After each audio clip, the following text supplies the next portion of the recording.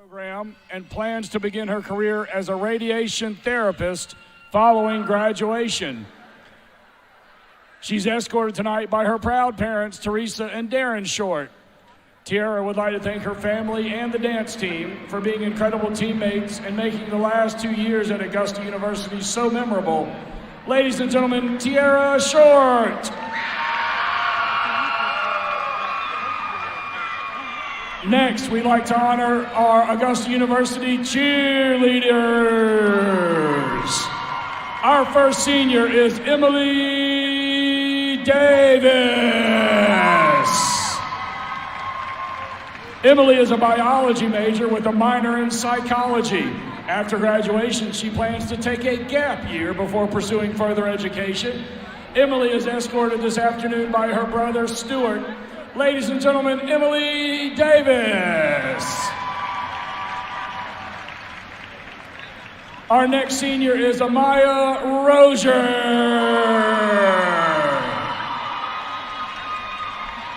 Amaya is a health services major with plans to pursue a career in healthcare while completing prerequisites to apply for dental school. Amaya is accompanied tonight by her mother, Lakia, her dad, David, and her little sister, Aubrey. Ladies and gentlemen, Amaya Rozier.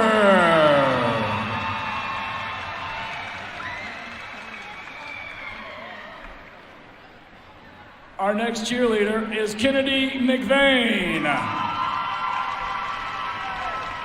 Kennedy is a sports management major with a minor in kinesiology. After graduation, she plans to further her education by pursuing a Master of Business Administration here at Augusta University. Kennedy is accompanied tonight by her parents, Jill and Donald McVeigh, her twin brother, Austin, and her Grammy. Ladies and gentlemen, Kennedy McVeigh.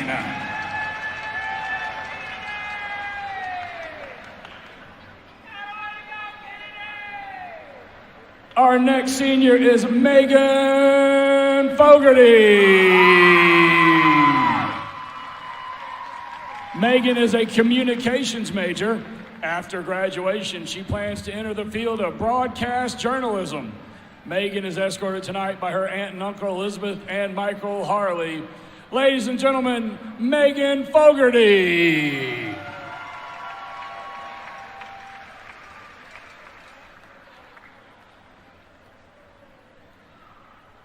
We would now like to recognize the seniors from women's basketball.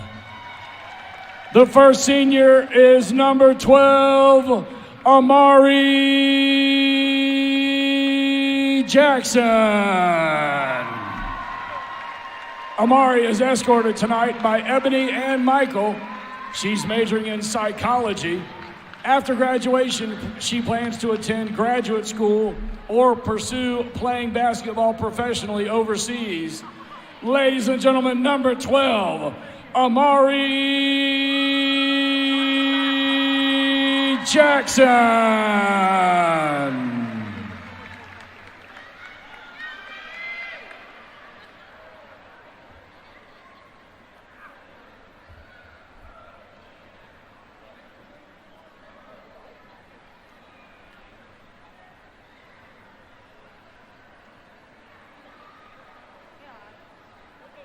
Our next senior from women's basketball wears number 3.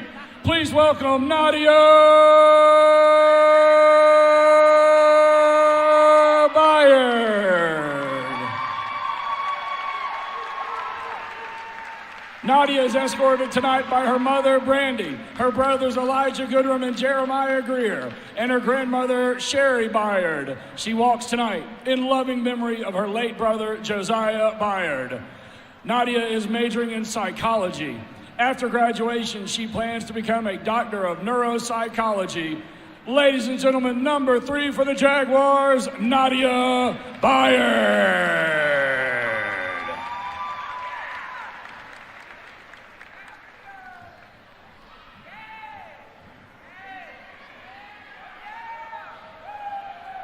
Our final women's basketball senior is number 5, Kamira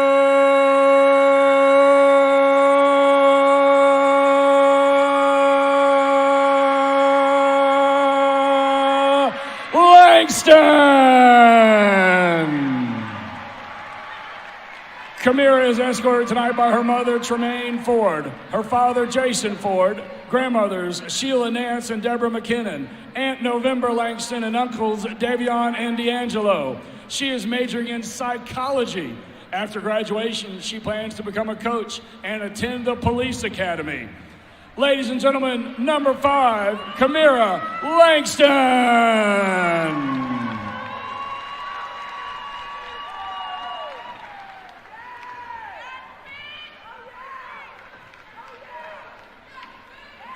And now, to honor our lone senior from men's basketball, please welcome number 0, Evan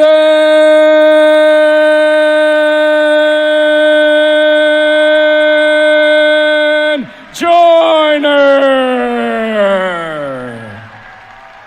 As Evan is escorted tonight by his father, Jay, his mother, Shatara, his brother, Elijah, and his sister, Alana. Evan is majoring in public administration. After graduation, he plans to enter the workforce. Ladies and gentlemen, give it up for number 0, Evan Joyner.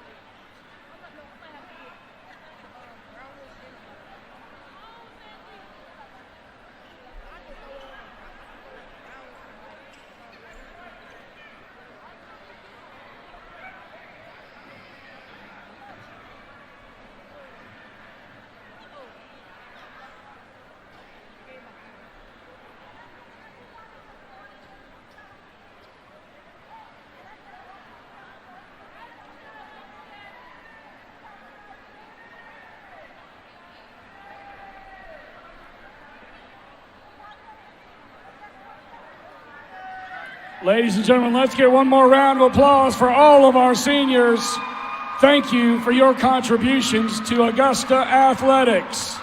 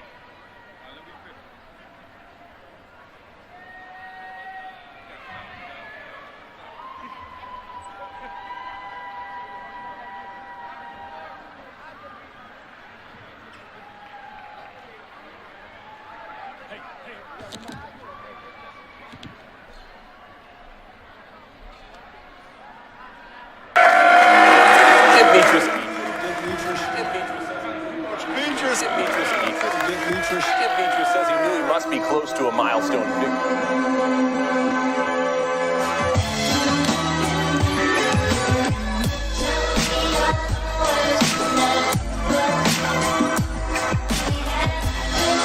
Oh my. Look at Coach Mitus. Look at the Jags. They are fired.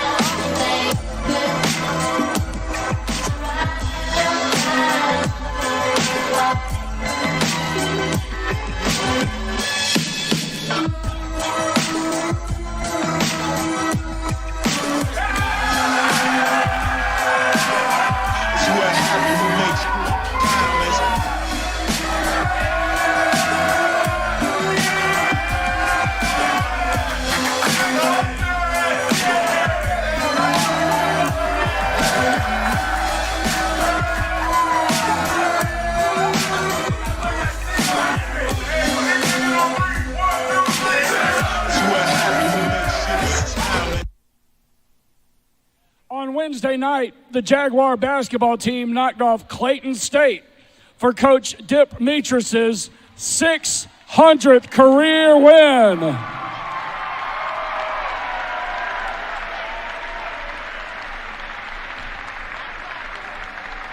Prior to arriving in Augusta, Coach spent 8 years at Belmont Abbey and picked up 134 of those wins. Over the last 22 years, he's been on the AU sideline, where he has won 466 games while on the sideline for Augusta. He's led the Jaguars to 13 NCAA tournament appearances, 4 Elite Eights, and 2 national title games. Coach Mitus has also won 3 30-win seasons and a dozen seasons with at least 20 wins. He is the all-time winningest coach in the Peach Belt Conference and is the dean of coaches in the Peach Belt. With his 600th career win, he's among the top 15 active Division II coaches in victories. We'd like to thank Augusta University President Russell Keene and First Lady Karen Keene for presenting Coach Mitus with the special award. Thank you, and go Jaguars! Something unlike we have ever seen before. I just put up in that. Me and Bobo in it. Catching what you and I'm so fresh, I know she want me. Bake on long. This day catch it up and hop out, walk it down. Then I swear at the top. Wipe me down.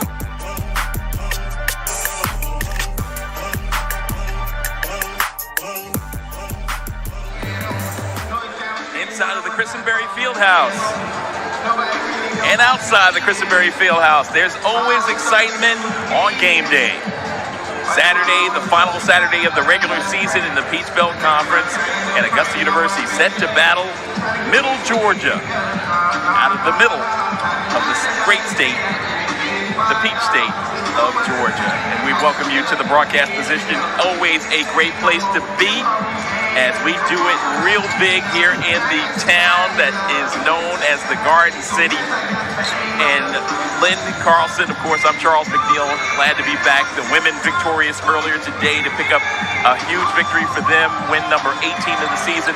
And the men, although Peach Belt tournament plans may have gone awry this season, a losing season for Coach Mitus, but as you saw in our open, 600 victories is a huge accomplishment for such a great man. Yeah, and I was very fortunate to be along with him for about 300 of them, so I know exactly what he went through. But it's a great night, and it's a great night for Jaguar basketball, and it should be a great game because both coaches have a lot to prove.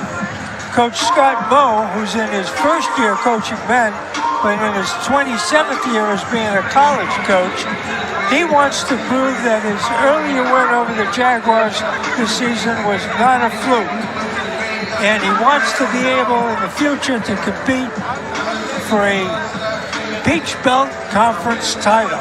Now, Coach Mitus, on the other hand, he wants to prove to local fans that his team is improving, his team is maturing, and that they're coming off 2 road victories over Aiken and Clayton State, and he wants to continue that winning streak. And there is a possibility if the Jaguars win out, they still can sneak into the PBC postseason conference tournament. Slither of hope, I guess, is eternal in the case of the Jaguars. And wouldn't that be appropriate if on all that is going on this season, the injuries, the various aspects of this season with the storms and everything else that have come along, the Jaguars find their way, currently with a 2-game win streak, to win out and make it into the big dance. You know, it's an interesting point because people ask me all the time, what do you think the most interesting thing is about Dick? And I say, he's got remarkable endurance for his age. And he had to have it this year because he had to lay it all on the line to get this team where they are right now. All right, so let's talk about the players to watch, and let's start with the Knights of Middle Georgia. Middle Georgia, key player Joshua Robertson, a 6-foot redshirt junior guard from Tallahassee, Florida. leads the team in scoring, three-pointers made, free throws made, and minutes played. Robertson is one of the 2 night players to start every game this season. Joshua is a true Iron Man, and he leads the team in assists and steals as well. On the other end of the court, we go down to Luis Nonfon, the 6'7" sophomore forward center from Berlin, Germany. He has explosive leaping ability and is extremely strong. This allows him to post up effectively. Pocket passes to Nonfon when the opposing team's defensive player switches over to the driving guard, usually results in a thunderous slam, much to the delight of the AU fans. And as of late, he has been making the 3-ball as well. So some guys that you can watch tonight, Nonfon for the Jaguars and Robertson for the Knights. As for some of the keys as we come into this game, just one key on both sides. We'll get to the full keys later on. Okay, one quick key for AU. Step into the passing lane and dig and get in the gaps and cause turnovers, resulting in easy baskets on the other end. And for Middle Georgia, let them fly. 1/3 of their shots are threes, and when they are dropping, the Knights can be a problem. All right, so we find out exactly if the Jaguars have found that chemistry that's been much needed, the ability to play a full 40 minutes of basketball consistent throughout the game without hiccups. All of that comes to the fore. Dip has had so many lineups this season. He's gone in various bags that he hadn't gone into for a while to try to come up with a winning formula for this team. And now as the season winds down with his 599th and his 600th victory, he's proven to be one of the elite coaches, not only Division II, but all of America. And now it's time for us to send it over to our public address announcer, Jason Cheer, with the particulars, including our national anthem. Jason? Mr. Booker was a legend in Augusta basketball, and he was a friend of the Jaguar basketball program. Ladies and gentlemen, please join me in a moment of silence for our friend, Frank Booker.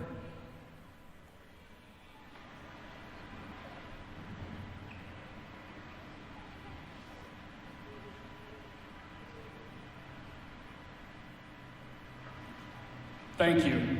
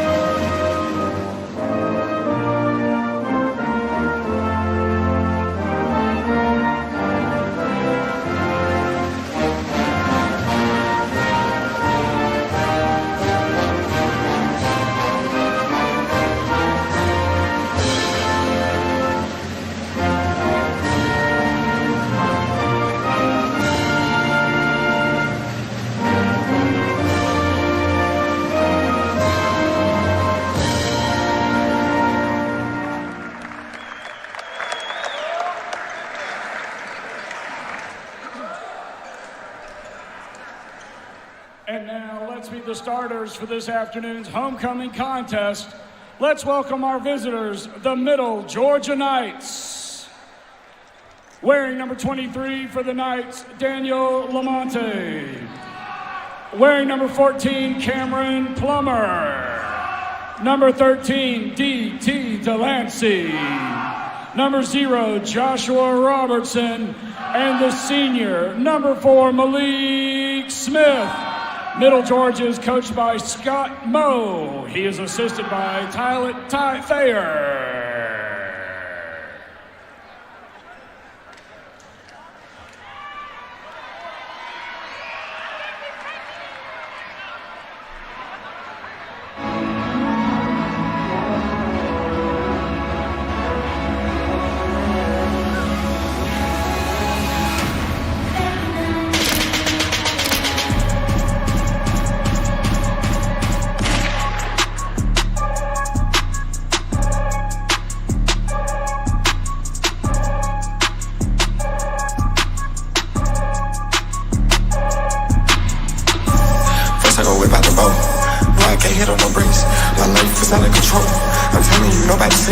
I've been living my life limbo. My ice came with the train. I'm so high, got half my face. This not a rockstar face. I mean, emo, thug in my face. 0, 0, 0, 0. Tell her to go change. Monkey nuts, holy baby. I got on 2 chains.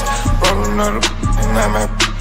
And now, let's meet the starters for your Augusta Jaguars. At guard, a 6'5" freshman from Sydney, Australia, number 5, Charlie Macbeth. At forward, a 6'9" freshman from Lagos, Nigeria, number 7, Daniel Daramola. At guard, he's 6'7", a sophomore from Nordvark, Iceland, number 8, Elias Paulson. At guard, a 6'3" freshman from Harrisonburg, Virginia, number 22, Cameron Pacheco.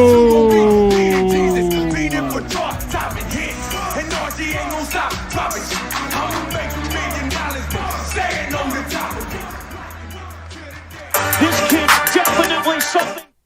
This kid's definitely something unlike we have ever seen before. I just put up in that. Me and Bobo in it. Touching with your eye. And I'm so fresh, I know she want me. Bacon on. This day catch it out and hop out, walk it down. Then I swear you let it top. Wipe me down.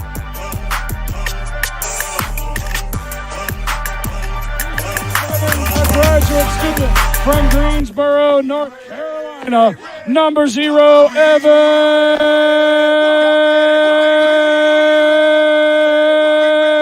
Joyner. The head coach of the Jaguars is Mitus. He is assisted by Zach Tinkham and number 21, Garrett Seiler.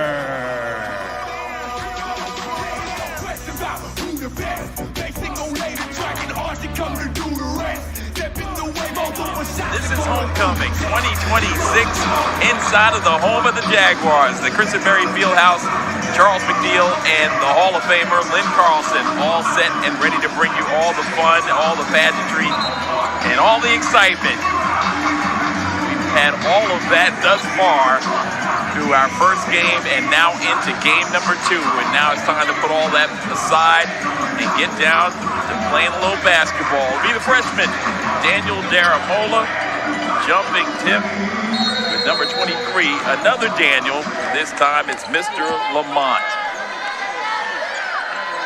The ball's in the air and we're underway, and it's the senior day honoree, the graduate student, Evan Joyner, going and attacking the rack and picking up an early foul. Daniel Lamont, his first, the team's first at the line. Good body drive. Uses his body. Gains a little bit of separation, just barely able to get it off. We've already heard all the accolades about this young man, but I'll add a few. North Carolina A&T transfer, came into the program. High expectations this season, preseason all-conference selection, averaging just under 11 points, 3 rebounds, an assist, and a steal. Had 23 points against North Georgia in a recent contest, and he'll face them again on Wednesday. Only shortcoming for him was the injury he suffered at the beginning of this season. And now Elias Paulson with a pull-up comes up just shy of the mark.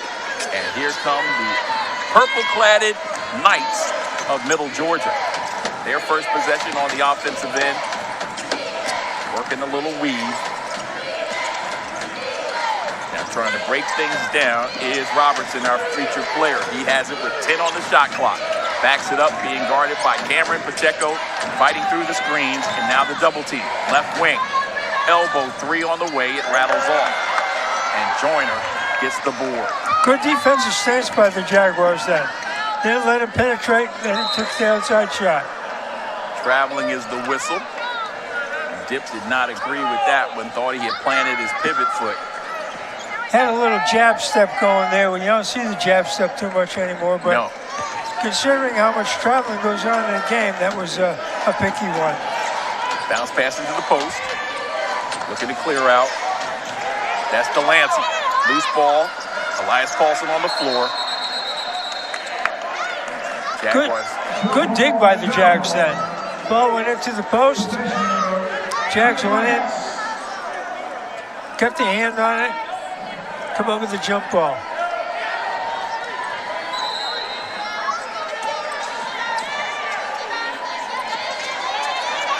Got to get it in 5 seconds. Barely did, and in and out is the call. Turnover to the Jags. Had his foot over the line when he made the pass. Now here's a player who's really improved from the beginning of the year.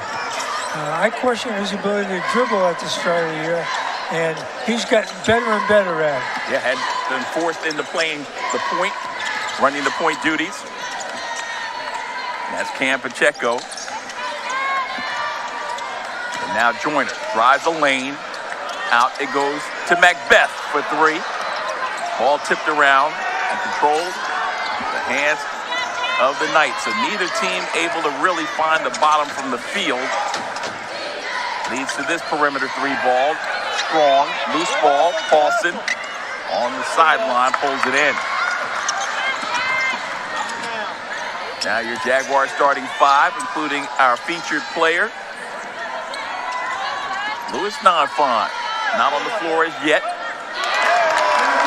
And Evan Joyner, the graduate student, big plans for his future, knocking it home to get the Jaguars an early 3-0 lead.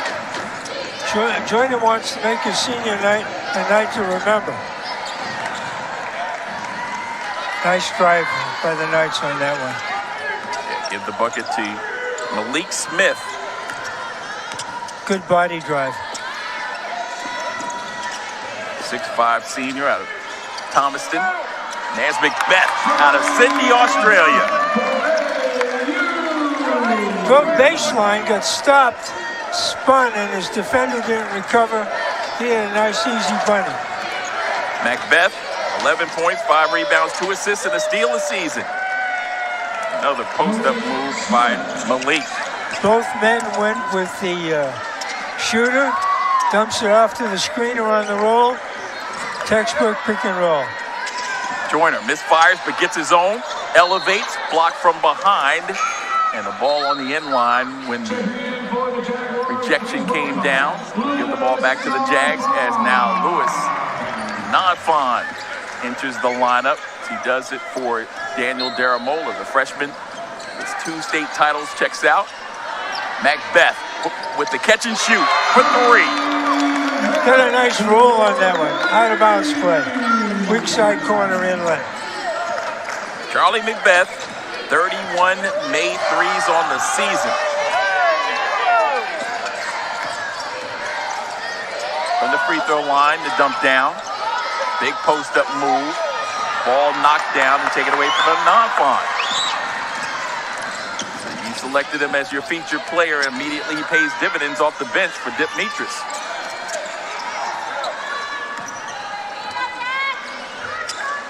Jaguars are long now on the floor, Len. They're big. Pacheco on the catch and shoot. Halfway down, the iron unkind. And Middle Georgia is big and thick. They're very muscular through the 3, 4, and 5 positions. This is Delancey. Back in the hands of Smith. He drives against Nonfont. Great matchup now, 2-on-1. Charlie on the spin move. Oh! Charlie Macbeth with the soliloquy. Well, then I hate to rain on Charlie's parade there, but he should have passed the ball to Pacheco, who was all alone. Jaguars up by 6 at a timeout on the floor. Pacheco's right over there. He's all alone. On the Roar Network.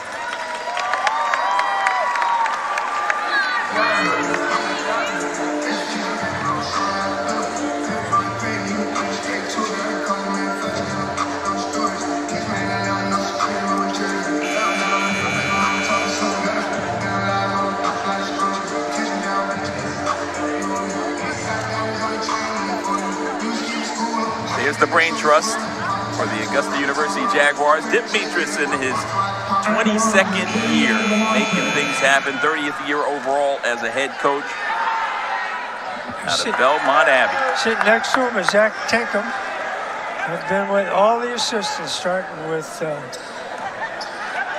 Robbie McKinley, Jamie Qualls, Drew Gibson, Zach Tinkham. Buck Harris. Buck Harris before I got here. Bounce pass. Now cross court. Elias Paulson for three. Fouled in the act of shooting a three means he will go to the line. His first, the team's second. At the line for Augusta with a three-point opportunity, Elias Paulson. Elias Paulson at the line. Elias having a tremendous season for the Jaguars. The game that he had against Aiken was just phenomenal. There's a skip pass, and from that angle, you can't see whether he got hit or not. But if he didn't, he sold it.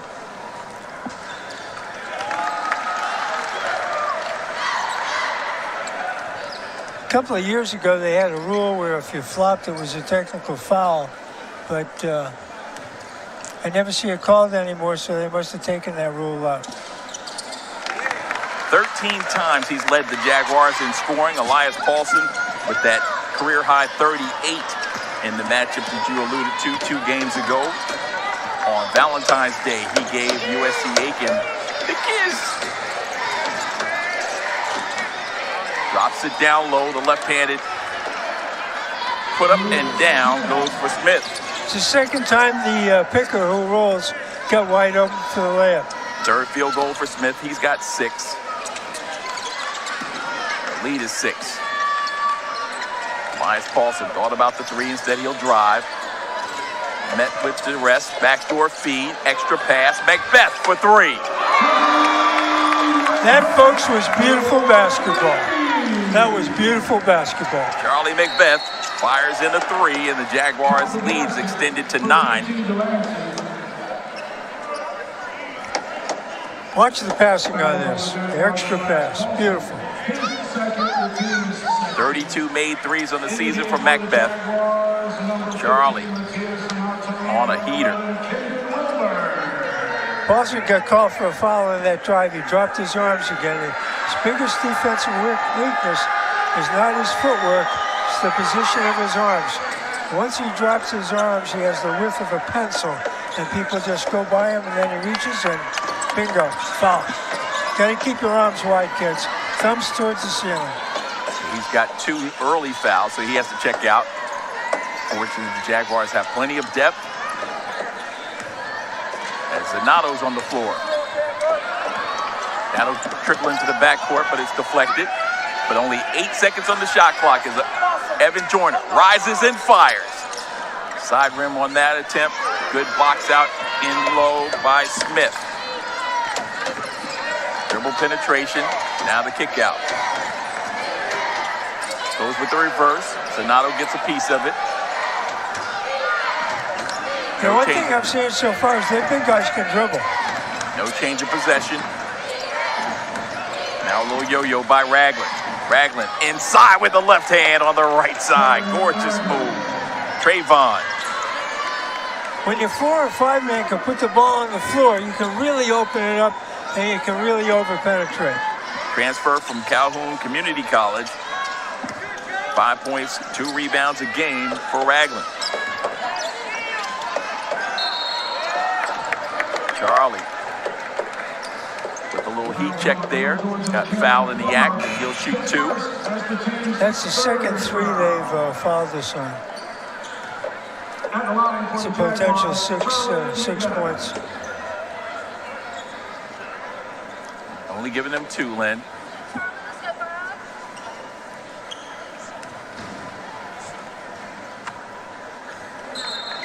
In the game for the Knights, number 3, Christian Atwell. Checking in for the Jaguars, Tony Paul.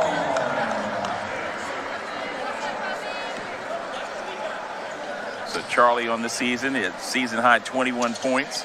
At Lander, 66% free throw shooter. Unable to find the bottom on that attempt. Jaguar lead is down to 4.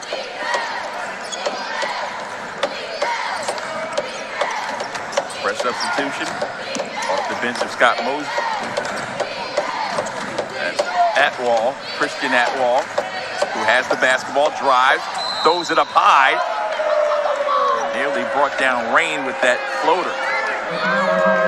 Once again, they have 3, 4, and 5 positions driving and penetrating. And they're thick. If you bump it, it doesn't bother them. They're much more muscular. With the exception of non-fun, they're much more muscular than our team.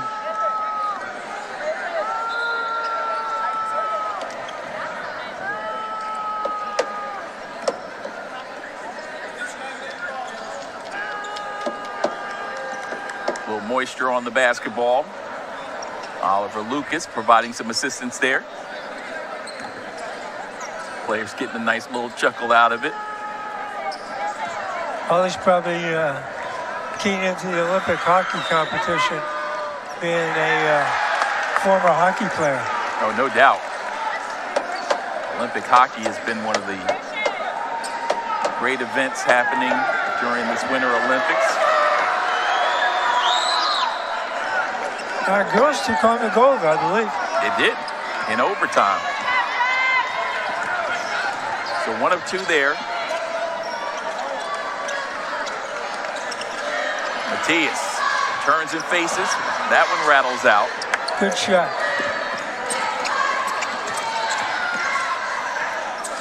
Tobias Crawl on the floor. Transfer out of New Jersey. There's a bucket.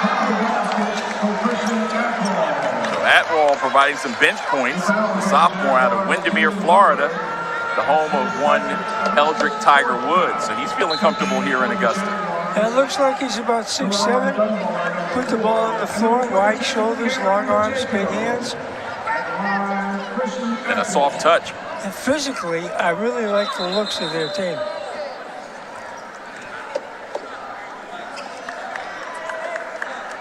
That's the difference between having juniors and seniors on your team and having all freshmen. Like 20 pounds of muscle. Yeah, the Knights come into this one 8-16 overall, Lynn, 4-13 in the Peach Belt Conference.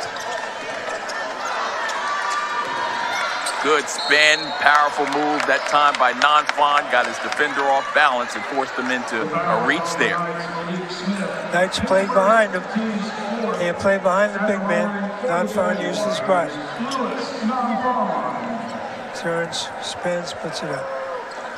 Sealed him with his back and his shoulder.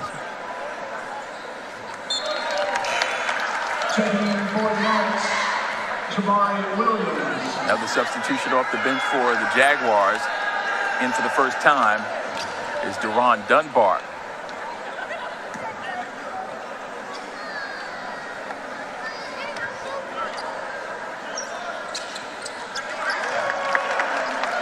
Non-Fon makes good on the second one.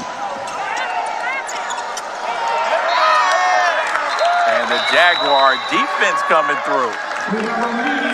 Had a little trap after the main free throw, caused a turnover. The element of surprise working in the favor of the Jaguars. We've got the under 12 timeout, 11:57 left to play in the opening half, and the Jaguars up by 2. As we get a chance to take a look at all the fun and excitement happening here with Mitus and company on the Roar Network.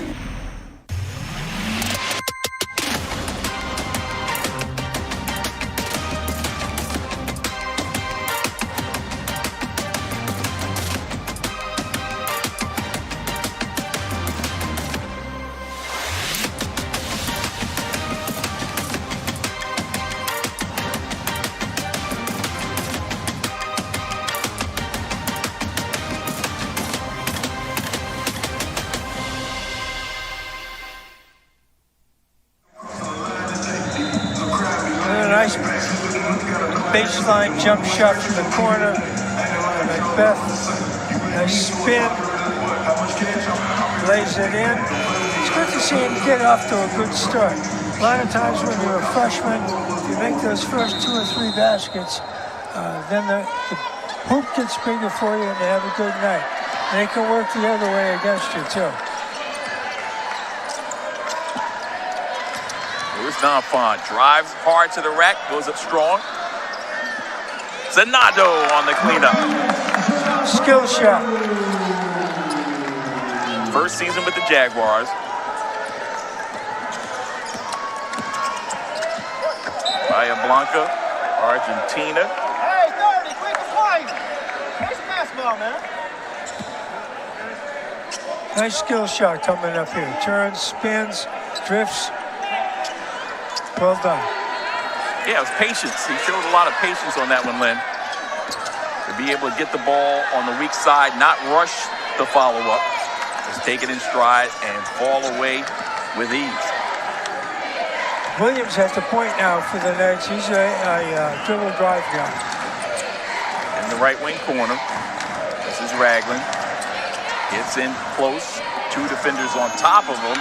Shot clock winding down, and great defensive effort by the Jaguars, who are looking to run. Deron Dunbar.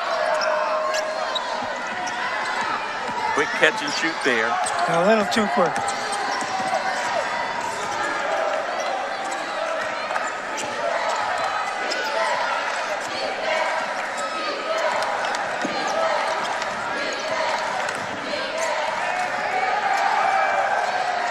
Penetration, now the stop and pop, and it drops for number 5, Jabari Williams, nice out of shot. Valdosta. Nice shot. He's a freshman, comes in, provides 3.9 points a game for Coach Mo's squad.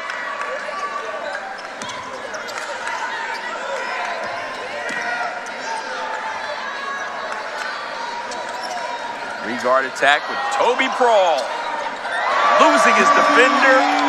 Lingerie on the deck, and he knocks it home. He's a 3-baller. It'd be nice to see him have a big night.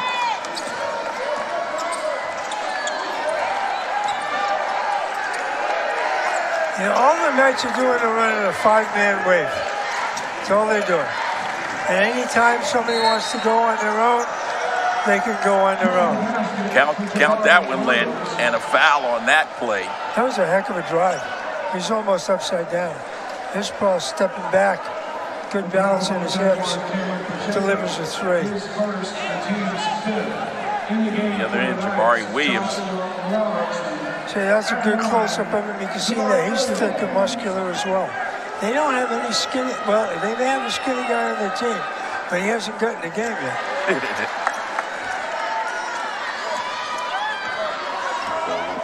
Williams with a conventional 3-point play, cuts the deficit to 2. Dunbar, Zanado, Pacheco. Nothing available on the post-up. Now they got another opportunity. Nothing there again. Shot clock at 7. Pacheco elevates, puts it up softly. Ball tipped. Nonfon with that quick leaping ability. Gets his pocket pick on the baseline, and now they've got it. Here come the Knights.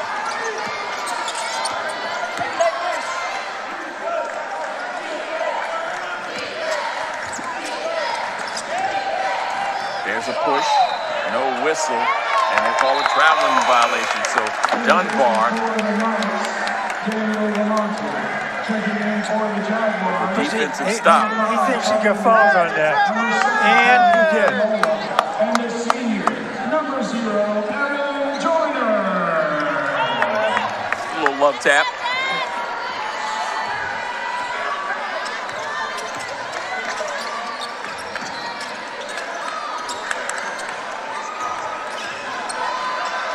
Mola elevating, too strong.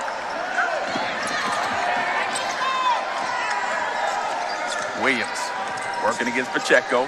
Bounce pass underneath. Oh my goodness. That's a nifty pass. That's Ragland. His second field goal.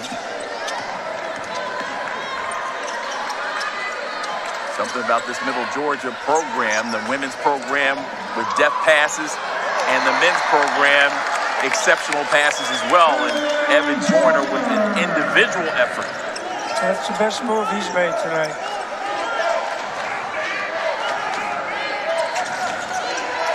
It's senior day.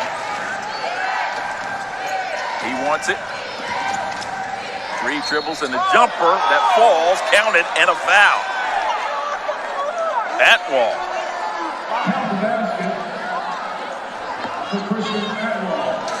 I don't know if he got fouled or not. We'll see right now. That was just a bad shot with a great flop. And for him, he gets 2 free throws. He's a transfer. You might remember him from USC Beaufort.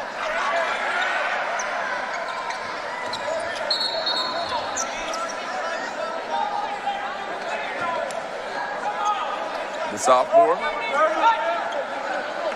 13 points a game, 4 rebounds, 2 assists, and a steal.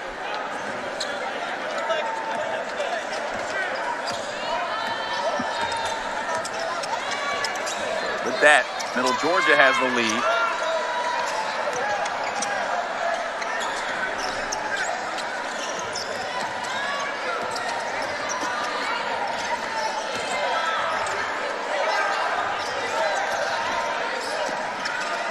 Jump hook, Jaramola no. Macbeth. Great rebound by Charlie. Evan looking to operate. A little too much dribbling, but he got bailed out by the Knights. Knights are playing pretty good defense.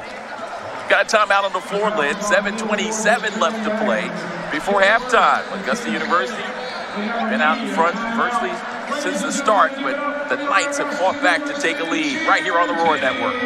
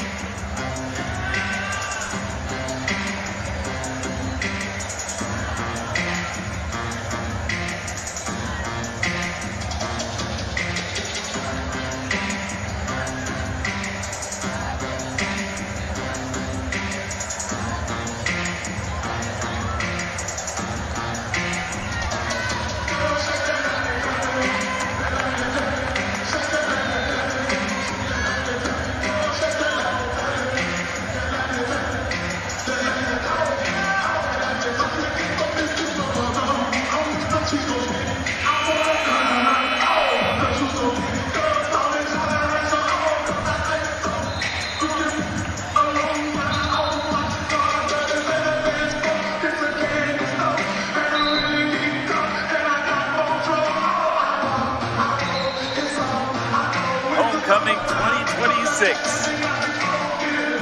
Got a great crowd. One of the best, if not the best, crowd of the year. The seats are just packed behind us. Yeah, since the stadium night, the best afternoon crowd of the year by far. There's a lob over the top. Joyner. Or is that? Yes, it's Evan. No, that's Daramola. Come fly with me. Oh my goodness, the freshman. Daramola went into outer space, and on his re-entry, he catches it and pushes it in. It's like an astronaut on that one. Another freshman that's going to have a great career. He's going to be a great ball player when he leaves here. And he's going to be built like some of those guys over on the Knight squad by the time he's a junior as well. His body will change. And when he goes to the Harris Sports Performance Center and gets an opportunity to have a full off season working out there, he will be transformed, that's for sure. Over the top move, put the Jaguars back in front.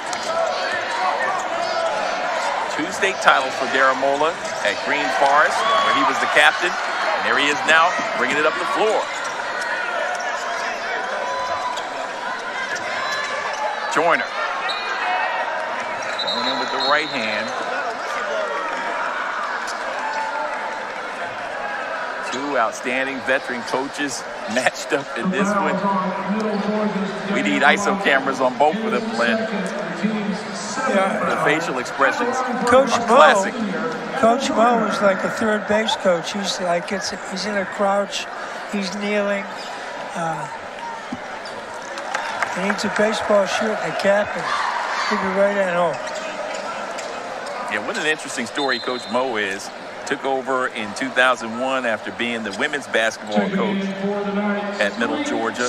Now in his 27th season, he's got 399 victories. This would be his 400th victory in his career, both women and men's basketball.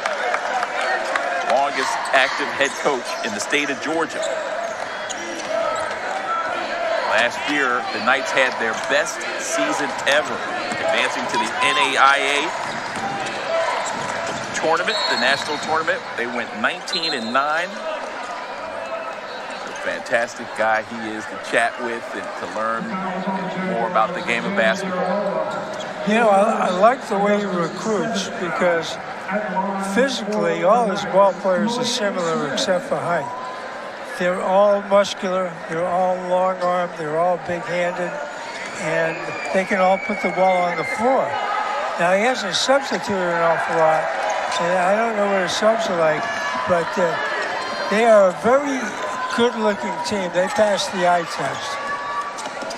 And meant similar to what we saw with USCB. Their first season, they started off strong. They defeated Augusta, as a matter of fact, in their first game in the Peace Belt Conference regular season, and then struggled down the stretch. This team got off to a fast start. They defeated us in their first matchup as well, and now looking to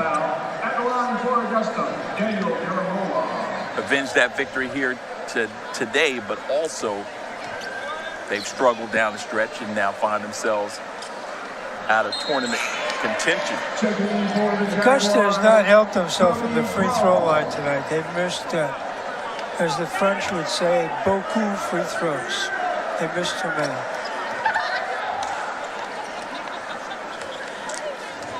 And the Knights play behind our post guys, so if we dump it down in there, they're either going to get a 10-foot shot or less or get fouled.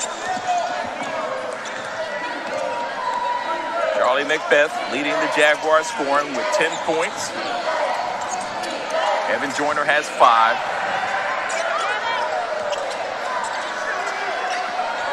The score on the other side is Atwall, who's on the left wing, now moves toward the nail position. And now he has it at the top of the circle for 3, and he buries it. Christian Atwall with his first made 3 after knocking down two two-point field goals, and he's 3 for 4 from the line. Atwall now with double figures in 10.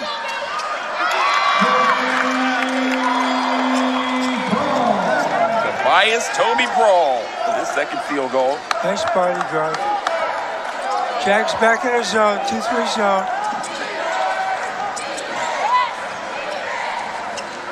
Try another one from deep. Didn't work out. Brawl came with the reputation of a shooter. That's now Joyner. The fall away. Ball tipped, rebounded by Charlie. Pacheco will drive and kick it off to Brawl.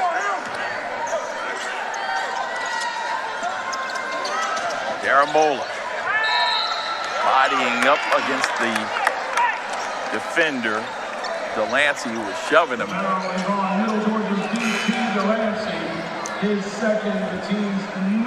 The Scott's probably telling him, hey, if you're going to keep on letting it catch the ball underneath, you're either going to foul them or they're going to score. Deny the pass into the post and put a lot of ball pressure on the person passing it into the post. So 2 things, ball pressure and then ball denial underneath. And call for weak side help for the lob.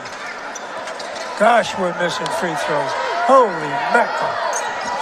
Daramola, 65% free throw shooter, misfiring again.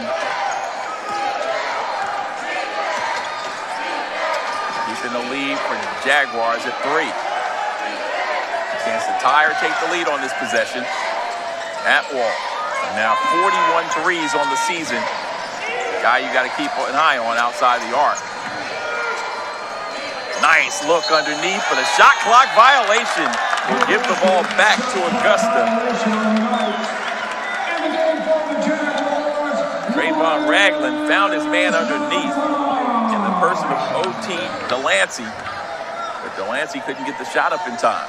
I don't think they were aware. I don't think he was aware that time was running out.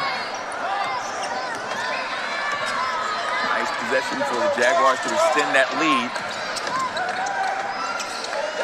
Cross corner. Evan Joyner.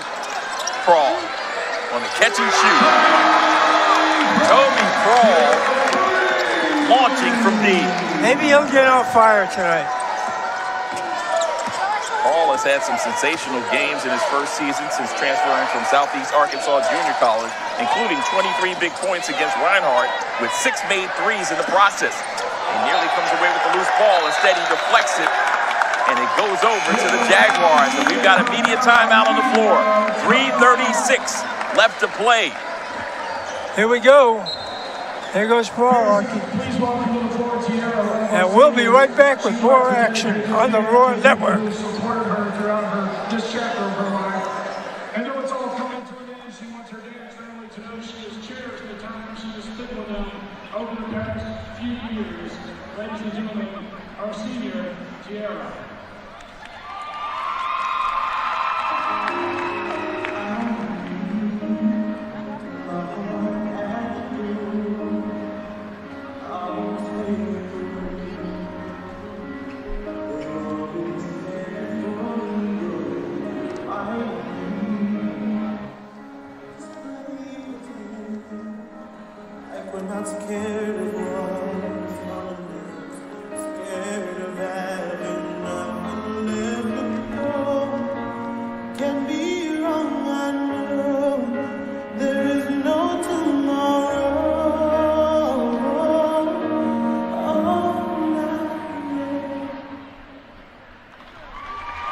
Ladies and gentlemen, give it up for your lone dance team senior, Tiara.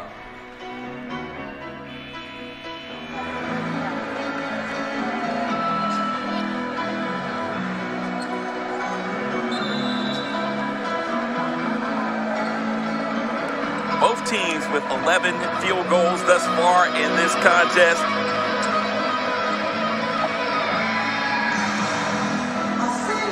Jaguars 11 of 25. Middle Georgia 11 of 19, shooting almost 58% from the field.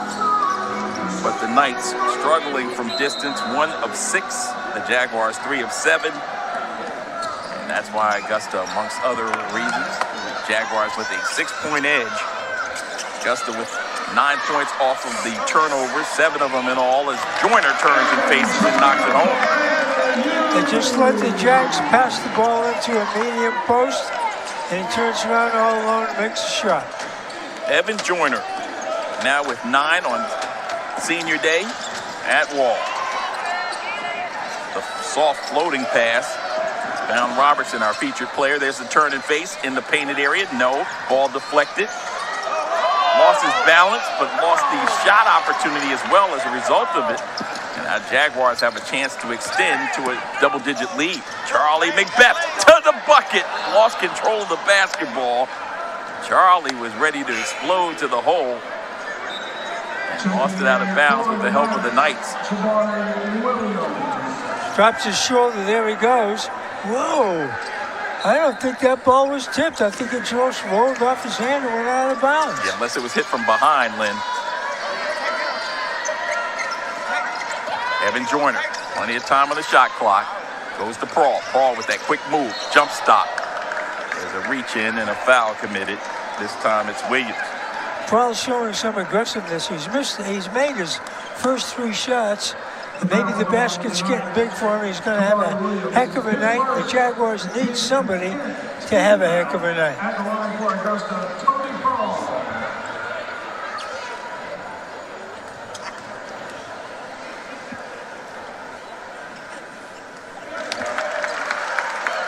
Interestingly enough, Middle Georgia hasn't even attempted 20 shots yet.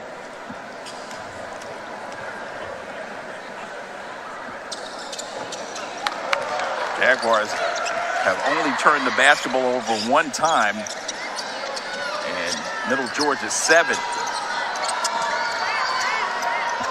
Ooh, awkward dribble, and he's on the sideline, out of bounds. Remember the old rule?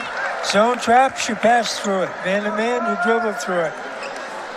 Don't, you youngsters out there, when you're being trapped and it's a zone trap, pick the ball up and pass it. The Jaguars with 2:33 left, calling a 30-second timeout. We'll keep it right here to allow you to finish up your point about the importance of how you handle pressure. Well, when you handle pressure, there's 8 corners on the floor. You never pick the ball up in any one of those 8 corners. Once you break away from the corner, if you're being zone trapped, you look up the court and you pass the ball to the first available man. Now, if you're being pressed man to man and you've got a coach that knows what's going on, he'll spread your teammates out so nobody can come and trap you because there's nobody close to you, and that's when you dribble and bring the ball up and beat your man, but not against the zone.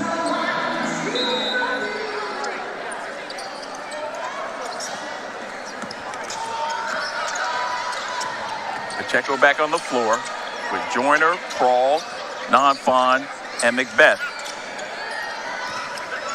High ball screen. Had the cutter but couldn't find him. Now Prawl, shot clock at 3. Loses control, and they will not get it off in time, although it drops for Pacheco. No basket. 10-point lead for the Jaguars is where they will stay. They were going backwards on that offensive possession. You know, that's where they really miss Rocket Rod, because in a situation like that, they just beat anybody and go to the basket. Something's going to happen, good or bad. But you can't keep Rodney from penetrating. Simple as that. Each team with one player in double figures. Atwall off the bench for Coach Mo with 10 points and a rebound. And on the other side, Charlie Macbeth with 10 points and 3 boards. Evan Joyner with 9 points on his senior night and 4 rebounds to go along with it. 9 points in the game for Tobias Prawl. The Jaguars taking advantage of their bench points. As is Middle Georgia, 18-13, the advantage for the Knights in bench productivity. Paint points as well for Middle Georgia. We've seen them dribble, penetrate, and take the ball on the interior and then pass it to an open man. They got an 18-10 advantage thus far in this contest. We've had 3 ties and 2 lead changes. Augusta with their largest advantage of 10. Lead right now by that number. 25 seconds on the shot clock. We reach the 2-minute period remaining here in the first half. Jumper on the way. Atwall looking for another 3. Didn't find the bottom on that one. And now Pacheco on the wing. Extra pass. Prawl wide open. Kobe Prawl. Maybe this will be his night. Maybe this is his night. Talked about his day has been great thus far. His first opportunity to be a part of homecoming for the Jaguars, the junior out of Trenton, New Jersey. Could have been a travel. Now on the wing, the flank. Atwall. That's the biggest actor I've ever seen. I can't wait to see this one because Here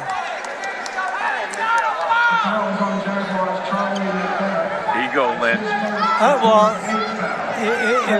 is an Academy Award guy. Well, No, he did the kick out. yeah. That's something that's been outlawed in the professional ranks. You can't throw your leg at the defender who's closing out on you. That's worked for him twice. Hey, stay on your feet, baby!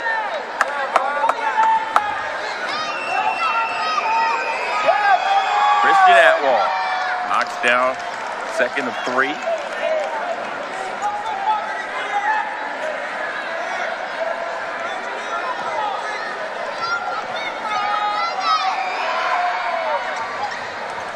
2 of 3 on this attempt, 3 of 4 for the ball game for Atwell.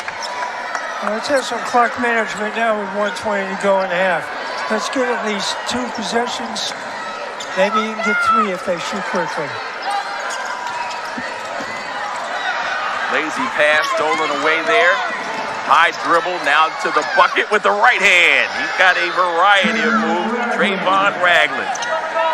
Turnover out front results in a basket with Lazy D on lazy pass, Lazy D on the other end. Tobias Paul bottled up there. Hey, 30, calm it down, buddy. Timeout is called by the Jaguars with 47.7 seconds left. And the break to go. remember. Now watch this. Nobody gets there. Evan gets there too late. First thing you do is stop the ball penetration. And after that, you can pick up your man. But first of all, you got to stop the ball.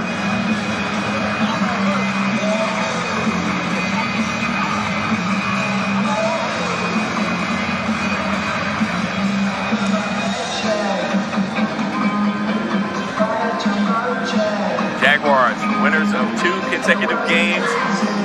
Middle Georgia trying to find their winning formula. Coming into this game, they averaged nearly 76 points a game, shooting it at almost 43%. Free throw shooting team, 74.5. Three-point shooting at 29%. And a squad that You know, it's good looking a team as they are, and you wonder, why don't they have a better production? They isolate an awful lot. They go one-on-one an awful lot. And their shot selection isn't bad. And they haven't proven to have a dead-eye 3-baller out there either, which means they've got to penetrate. Charlie, wide open. 2 Jaguars fighting for it. It's Joyner elevating with the reverse. The follow by Charlie. No! But a whistle. Let's see what the call is. Charlie with 2 hands above the rim on that. It's a better 2-footer jumper than a 1-footer jumper. Watch his hands on this. Here it is. See?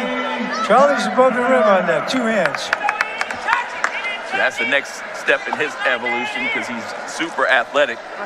Is seeing Charlie regularly above the rim, flushing those home. Coach Mo's got great hair. God, you know, when you get old like me, you notice stuff like that.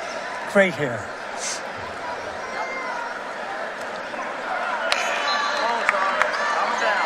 Interviewing for the night, Cameron Plummer. Also back in for the night, number 13, D.T. Delancey. So Charlie now 0 for 3 at the line. Jaguars up by 9. Jaguars haven't helped themselves from the free throw line. They've missed too many of them.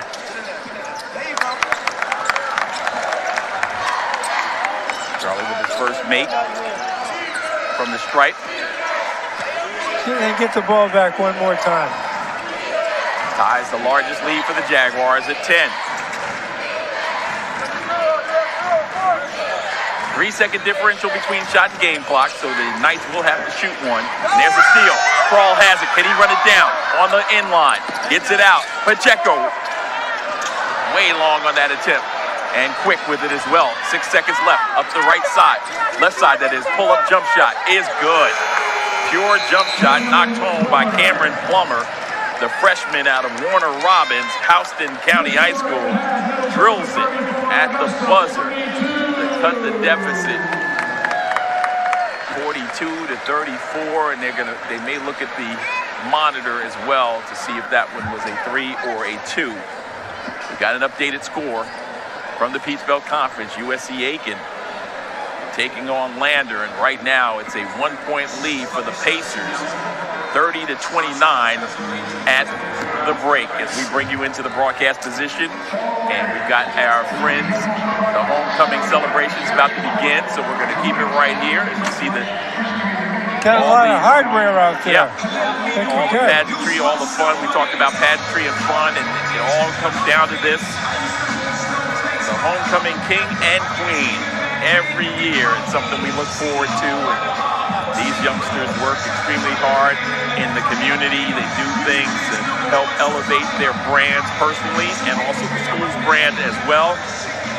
Outstanding representatives of Augusta University, and we'll get a chance to find out who this year's homecoming king and queen are in just a few moments. For 20 minutes of basketball, it started off a little slow, Lynn, and we were starting to wonder, is Jaguars, the chemistry that they've had over the last 3 games, will it continue to get better? And eventually it did, the and just at the right time. Been playing that badly, but the problem is the way that the Knights play, and they didn't have a good first half. Quite frankly, it was an ugly game, and it's very fortunate we're ahead by 8 points, but it wasn't a pretty game to watch. The Jaguars made some nice basketball plays with extra passes. Paul came in and ignited them with some great 3-point shots and a drive to the basket. And on the other end, the Knights have just looked better than they've played. And you look at them and go, holy moly, this has got to be a heck of a ball club. And they just haven't delivered. They ISO'd too much. They took a lot of bad shots. And they also have missed some free throws. So it hasn't been a pretty game. But in the box score, it doesn't say pretty and not pretty. It only says W and L. It only says wins and losses. And so far, the Jaguars are winning this game. And they haven't helped themselves from the free throw line so far this game either. They've missed a bunch of it.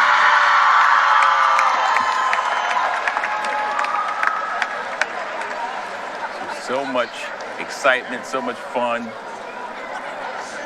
that we've had in this first half, and especially if you're someone who has not had an opportunity to see this in person, this is something you got to put on your bucket list for sure, to be a part of senior day and homecoming at Augusta University, especially when you've got a packed crowd like we do on behind us and either end zone.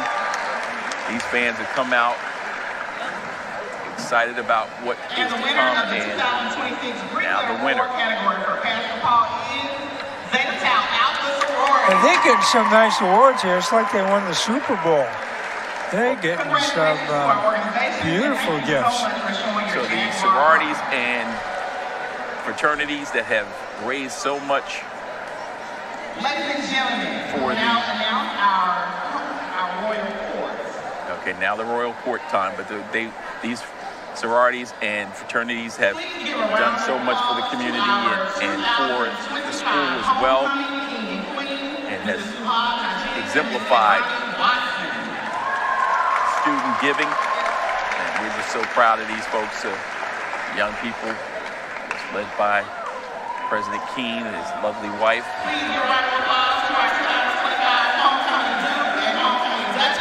Mr. 2025 homecoming king and queen will make their way out to the floor. And to our Mr. Augusta University and Miss Augusta University, Ms. Pooja Punapulu and Mr. Tyler Dodd.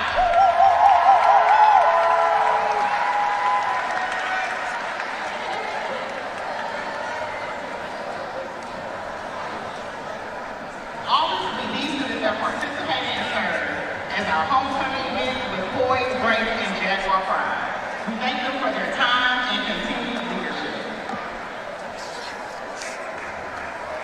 Next, last night we crowned our 2026 homecoming Duke and Duchess. Please give a round of applause to Mr. Bryson Walker and Ms. Caroline Smith.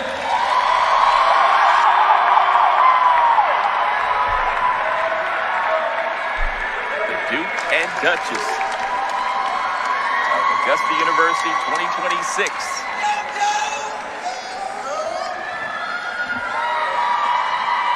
Congratulations to our new homecoming Duke and Duchess. Now for our candidates for homecoming king. First we have Christopher Castillo. Christopher is a junior cybersecurity major. Christopher is a member of Delta Chi fraternity, where he served as these hats that men are wearing are a sight to behold. I can see you wearing one of those, Lynn. Yes, they're like upside down cakes. Next we have Mr. Jeremiah Edwards. Frosted on the top. Jeremiah is a junior cybersecurity. I grew a mustache one time, and I went in. My mother and father were still alive, and I went in. They hadn't seen me in about 6 months. And we sat down to eat. My mother brings out the food. She goes, I said, "Where's my food?" She goes, "I don't serve anybody that has a mustache. You look like a pirate." Oh, goodness. And I waited about a day and a half, and I shaved it off. I was starving. I bet you were. If I came in with a hat like that, I'd have been sleeping in a garage. They are styling and profiling for sure. Gustavo is the treasurer of Tennis Club, an MBB mentor, and the 2025 orientation leader.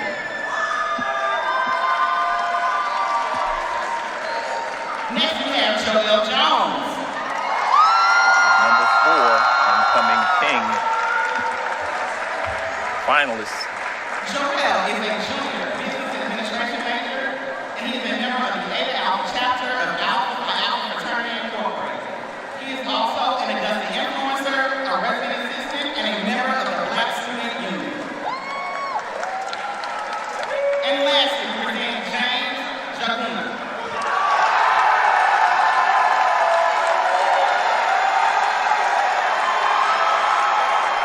Oh, James has a huge following. this one's getting a lot James is the treasurer of Pi Kappa Phi of publicity here, a lot of clapping. for the Interfraternity Council. Please give a round of applause to all of our homecoming king candidates. And he doesn't have a hat on. Next, No for our hat. homecoming No hat. queen candidates, we have Danny Anderson.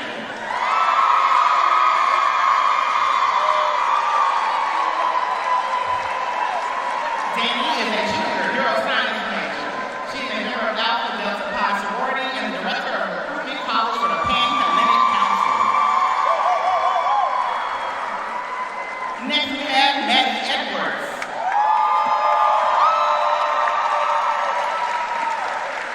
Maddie is a senior psychology major with a pre-med concentration and a communications minor. Maddie is the marketing chair for Impact and an Augusta influencer. She's also So involved in either in your high school realm or maybe in college, did you ever run for homecoming king or queen? No, King, no. king or in either of those areas?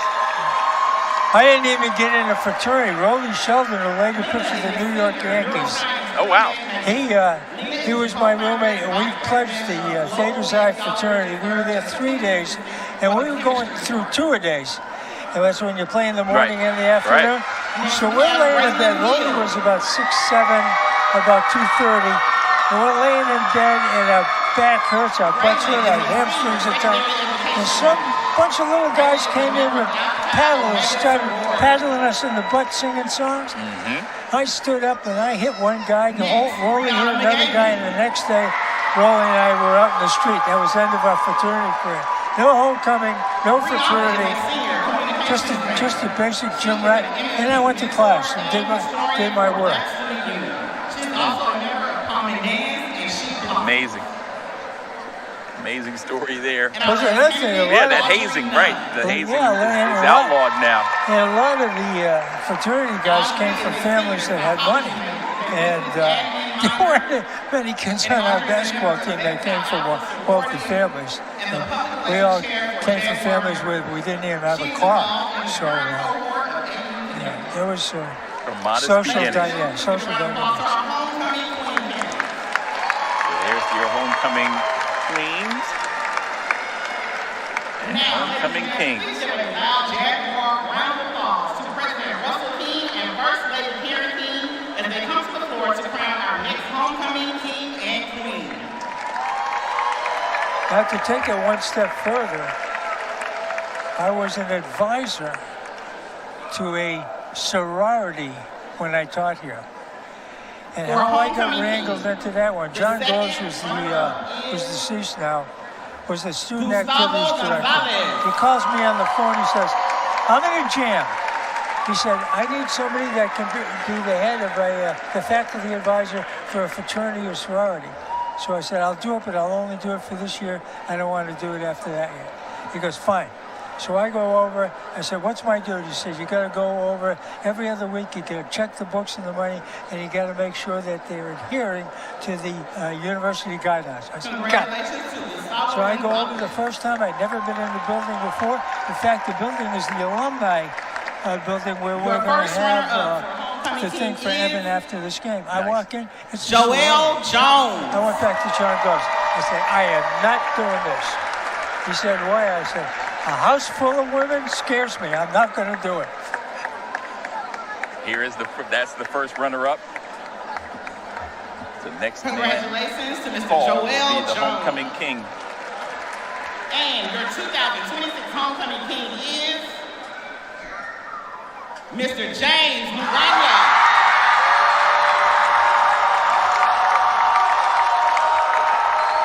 Here he is. James. I got to figure out what his claim to fame is, because he's popular. He's super excited, too. Look at the gentleman to our right there. Someone holding up, appears to be a Dwight Howard poster. Actually, it looks like it could be James. And a Laker jersey. And there is that hat that you love, Len. James gets one. And the results for homecoming queen.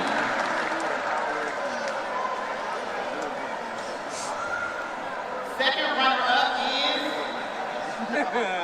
Lena Eschenbach. Have you got any hats that look like that? I don't.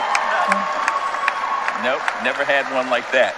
So what would Zena say to you if you came home and you had a hat like that on your head? I'm sure she'd love it. Yeah, just something a little different. First runner-up is See if I can borrow his maybe a Danny little later on. Anderson. Second runner-up. I should say first runner-up, it looks like. And your 2026 homecoming queen is Miss Maddie Edwards.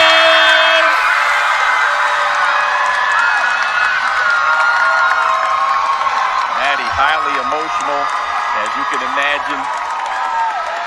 2026 homecoming queen here at Augusta University. Thank you to all those who competed in the homecoming Royal Court Attractive young lady.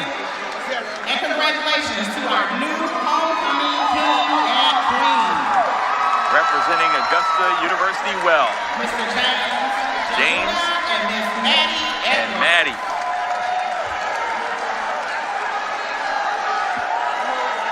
Gotta wipe the tears away for this photo op. The president, Dr. Keene, and his lovely bride. Now let me turn the tables on you. Were you ever a homecoming king? You know, I attended private school, so we didn't have homecoming in that respect. We had a modest little basketball team and some other sports, baseball, and we didn't have a football team, so no, we didn't have that opportunity. No homecoming. We barely had a prom.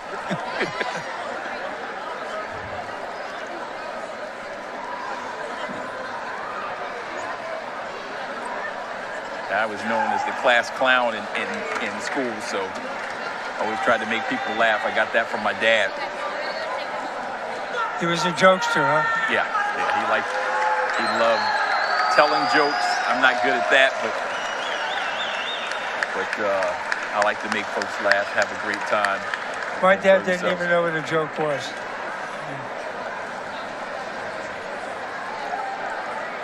So there they are, the homecoming king and queen.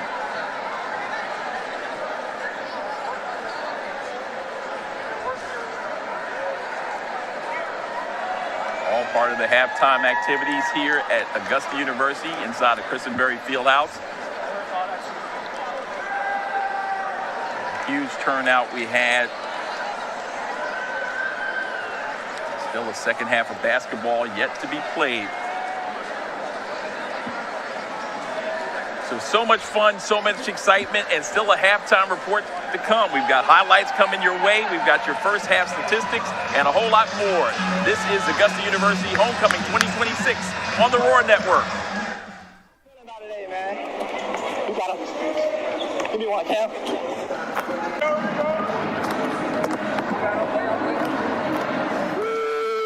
Let's put on the show, man. I got the blood flowing early, sweating. Now we just gotta handle business, man. Watch my soul speak. You watch this.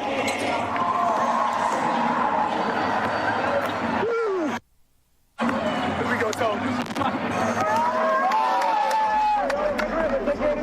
Let's go.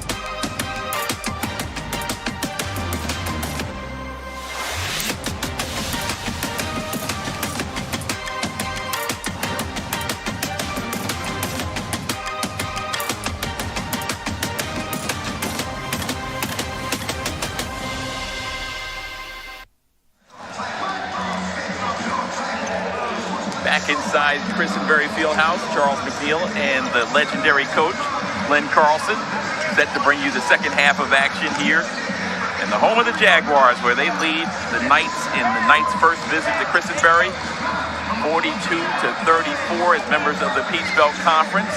Augusta University in that first half taking care of business in a variety of ways. We'll get to the numbers in just a little bit, but individually, two players in double figures. Tobias Prawl off the bench played 11 minutes and 11 seconds and scored 12 points, had a rebound, an assist, and a steal. And then also in double figures with 11 points, 4 rebounds was Charlie Macbeth. So those are your Jaguars. He also had 2 assists in the first half. But let's check out the highlights because I know you guys are anxious to see them. There we go with the Lady Knights, not the Lady Knights, but the Knights from in Middle Georgia. They drove well early, and they scored inside, and then for some reason they just went cold. They also converted in the open court when we didn't get back. And then all of a sudden we got an energy push, and it all flipped around. Joyner was very aggressive as he started the game, and Macbeth came up and hit a couple of shots from threes and from the interior, but the separation occurred later on in the game when Toby came in and made 3 or 4 real quick baskets. But early enough, it was Joyner and Macbeth, and in the end result, it was Toby. Looking at the numbers, Jaguars with that 8-point advantage. Both teams with 13 made field goals. As you see, the Jaguars with 6 more shots from the field. And in addition to that, you've got 4 3-pointers made in that opening half. 12 of 19 from the free throw line for the Jags. Neither team shooting the lights out from the charity stripe. And both teams with 17 boards. Jaguars with 4 steals, turning into 2 points for them, and only 3 turnovers. So Dip has to be pleased by that bottom number there, and forcing 10 on the other side. I think he's pleased with that, and he's probably disappointed with the last shot of the first half, and he's disappointed with missing all those free throws. And of course, they've reciprocated by missing a lot of free throws as well. I would believe that Middle Georgia is going to play better in the second half. I don't think they'll play as poorly in the second half as they did in the first half. Well, you know, it's interesting you say playing poorly. They shot 54% from the field. They didn't get enough shots, though. Right. And they couldn't score from outside. Unless they got a layup or a penetrating drive, they couldn't score. I thought they played pretty decent defense, and I thought Augusta played pretty good. But they both missed key free throws, and I don't think the Knights got enough shots off for whatever reason. Yes, Joshua Robertson, our featured player on the visiting side, the transfer from Thomas University, who has 50 made threes on the season, really held in check. 0 for 2 from the floor, and Robertson has yet to score.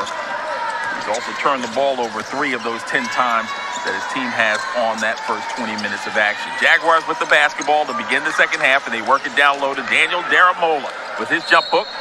He's bumped by a much smaller player who was overmatched inside. That was Cameron Plummer, who picks up the personal. Got him on the forearm when he turned around, and it was an easy call for the official. He gets a bang right there. Actually, that foul didn't go against Plummer. It went against Malik Smith, and that's a big one. That's Smith's number 4. Fourth foul. But he's playing behind him. As long as you play behind a post man, Dip's going to go at him until they try to take away the inlet pass.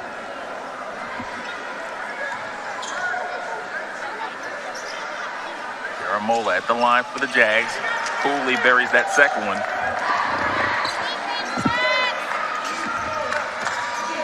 Daramola now with 4. 2 for 5 from the line. Let's see what we have here. Got a reach in by Evan Joyner, I do believe, on the dribble penetration. Well, they called a foul on the Jags on an outside foul and a reach in, so he's not going to the free throw line. From the perimeter, Robertson misfires again. Yeah, he's having a rough night.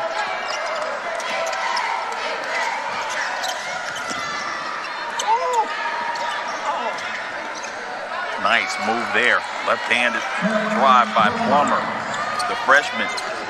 Dribble drive penetration. Yeah, showing some signs right there, averaging just under 4 points a game. He's on the board. Second time, he's got 4.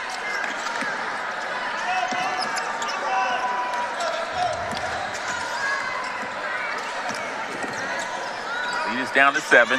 Daramola in the post. Can't gather and loses it out of bounds. That was another scoring opportunity. Got real narrow. Defensively got real narrow, went by him for a layup. Lamont to Robertson. He's double teamed momentarily. Now he gets it back. Lost control of his dribble. Resets at the top. Gorgeous dribble drive and another bucket. The dribble penetration leads to an OT Delancey layup. He's on the board. Redshirt junior out of St. Petersburg, Florida. If they score on another dribble drive, I look for Dick to go into a zone. Evan Joyner has a green light and scores with it.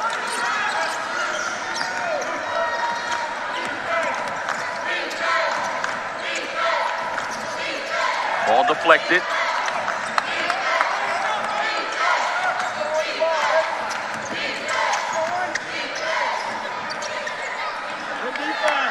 Right-handed layup good. Now Pacheco gets the high ball screen. Daramola, double team. He gathers, goes up with the left hand short, gets his own. Daramola tries to get the ball back up again. Got mugged on that second one, kind of like a headlock. You don't see a headlock in basketball that often. Yep, maybe professional wrestling, but not on the basketball floor. There we go. Right there. Daramola heads back to the line. Where he's 2 for 5.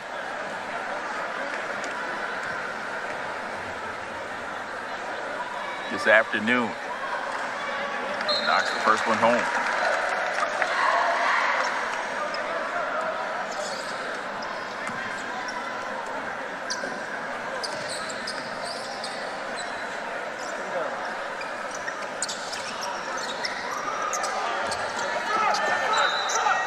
Well, we're back to where we were right at halftime.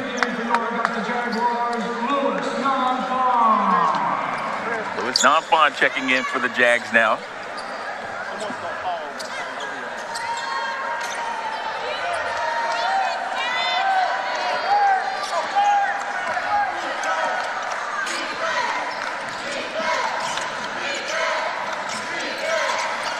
Delancey on the left wing. Finding Ragland. Ragland with the right-handed scoop. That one will go against Paulson, I believe. Yeah, once again, he got beat on the dribble drive penetration. If they want to keep Paulson in the game, they're going to have to put him on a big guy.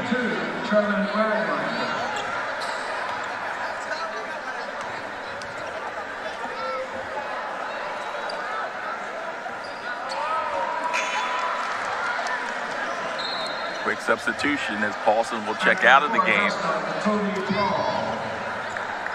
Bias Prawl comes back in.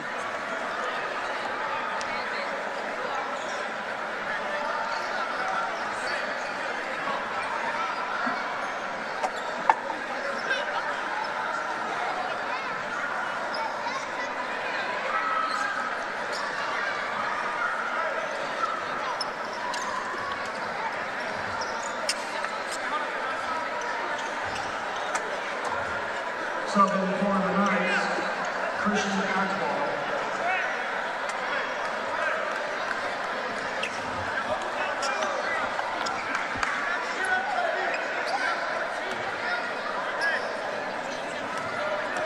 Ragland takes his time. This is the front end.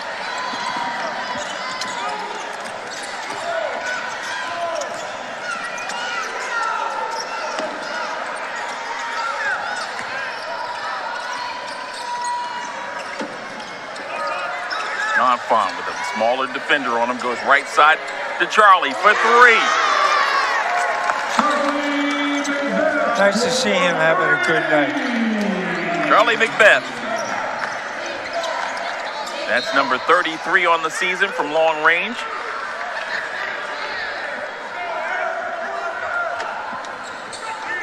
Kick to the corner. Got his hips and feet set up.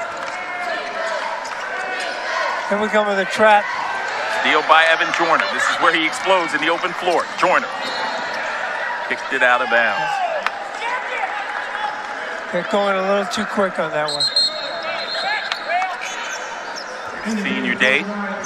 Evan Joyner with a little extra effervescence. Trying to get up that floor.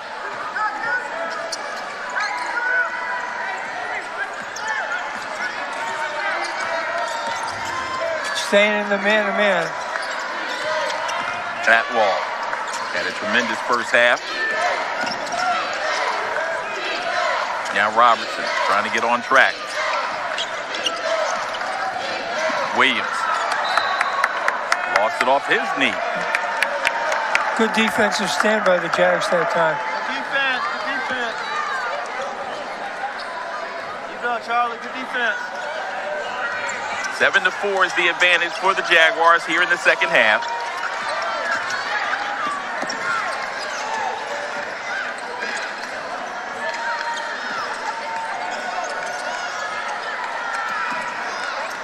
13 points, the largest lead of the game for the Jaguars. Charlie travel. We have a timeout on the floor. 15:55 left to play in regulation. Jaguars trying to get into the Peace Belt Conference tournament. They got to win out in order to do so and need a little help from their friends as they lead by 11 on the Roar Network.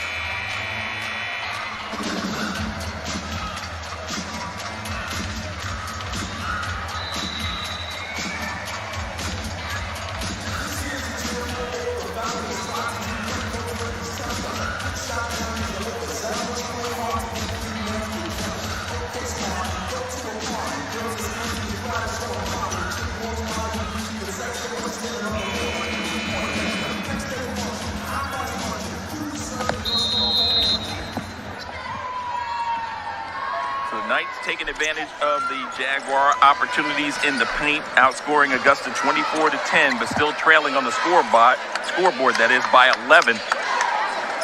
Their largest lead, the Knights, was 1. An off-balance shot by Atwell, no good. Loose ball rebound, kicked out of bounds. They say the Jaguars committed a foul in the process. It'll be Paul picking up the personal. That's his first. Taking back in for Augusta, number 11, Keegan Milburn, and number 15, Mitus. Donato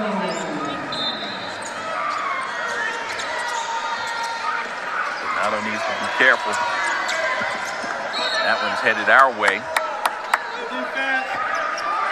Lucky he didn't call for a foul on that one.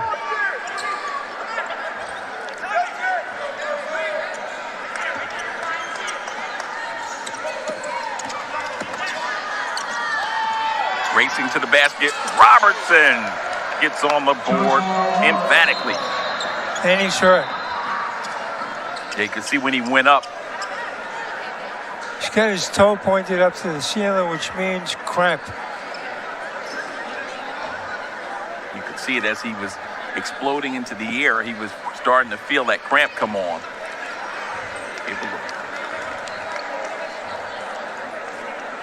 Checking the game for the Knights, Daniel Duarte.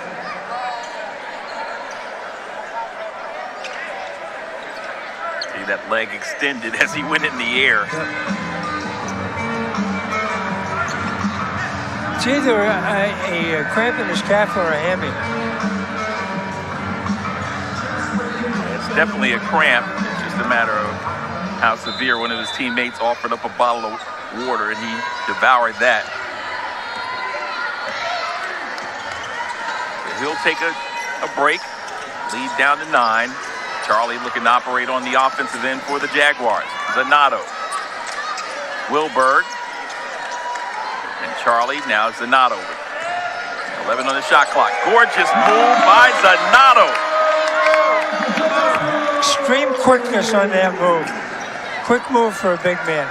He has got a ton in his bag. It's beat by the quickness down the other end. Delancey. Need to save a little bit of that quickness on that defensive stance. 7 points, 4 rebounds a game. Delancey's been held down thus far in this one. He's got 7.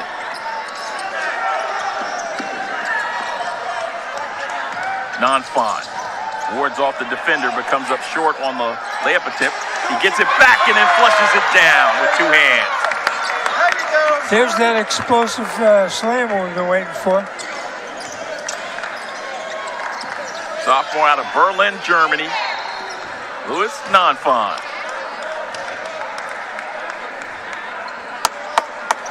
Watch the quickness on his turn on this.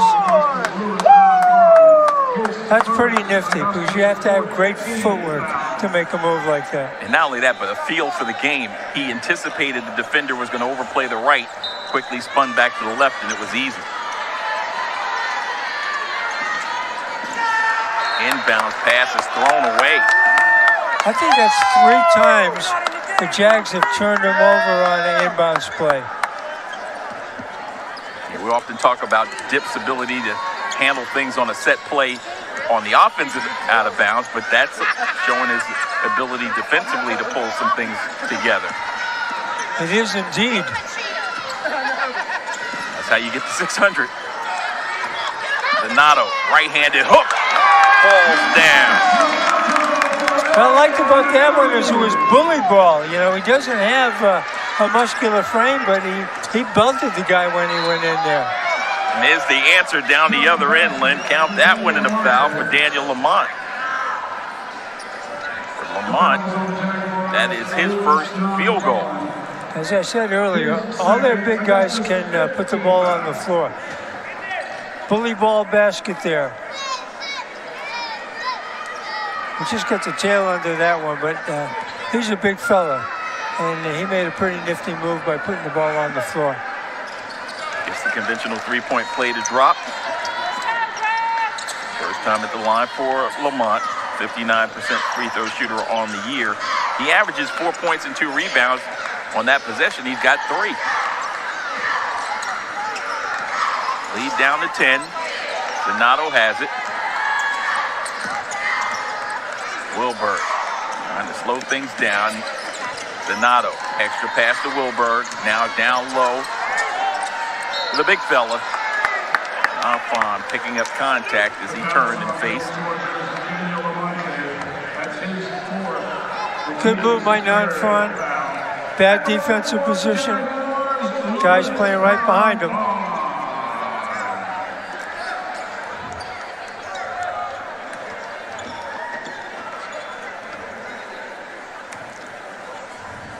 When you've got a guy with superior leaping ability like a Nonfon, you still say get in front of him? Because, I mean, can't they throw it over the top?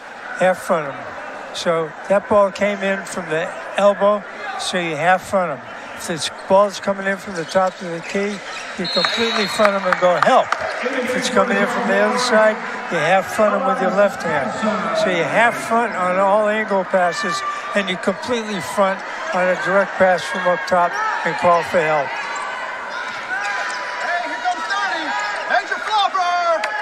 Three-quarter court pressure.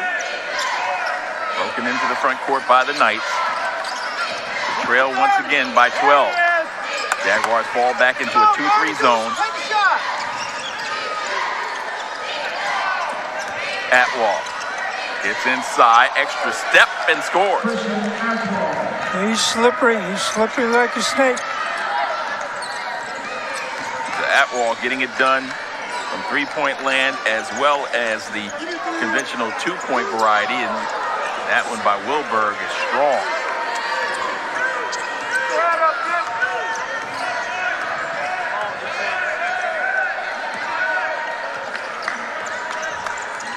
Soft man-to-man, trying to pack it.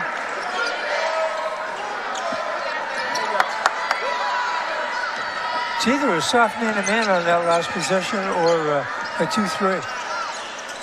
Oh, Paulson's in the game. They probably went to a zone. The jump hook, or the sweeping hook, I should say, off the right hand by Nonfon, came up just short. But he was fouled and will head to the line. Shoot 2. Checking back in for the Knights, You know, Luis doesn't have to do that much to get better offensively. If he goes in the gym off season now and spends 45 minutes every day on the Mikan drill, right and left-handed shots from 5 feet to 10 feet, Nice body drive, nice delivery. His eyes were on the floor when he let it go. Gotta look at the rim. Shades of Kareem Abdul-Jabbar on that one. He knocked down a pair of free throws. Get a little rest. You know, Kareem probably had the greatest offensive weapon in the history of basketball, that hook shot of his. He's unguardable. That Wall thought about the three. Ball closed out on him. Again, Jaguars anticipating and know where the shooter is.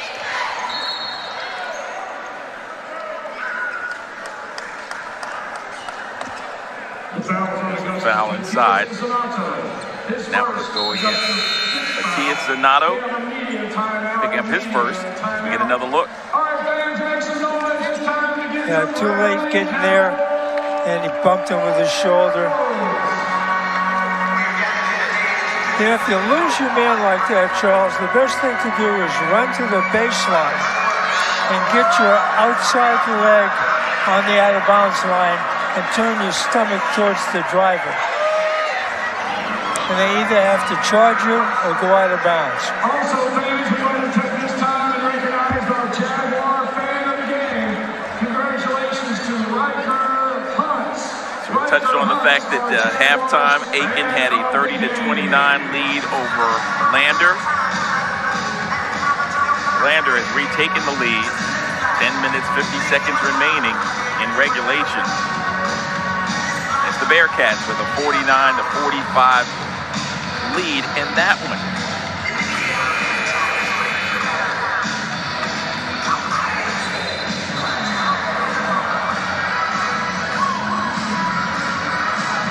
So for Aiken, they have a remaining contest. Following this one against Lander, they'll take on Georgia Southwestern and also Clayton State. Yeah, they have 2 games after this one. So the possible tiebreaker, USC Aiken 0-2 versus North Georgia.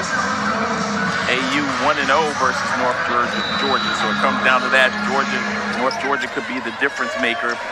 Augusta can win this one and then win the final contest against North Georgia here on Wednesday. Still need some help from Aiken.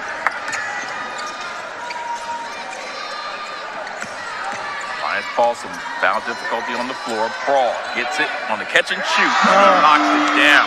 He's the X factor.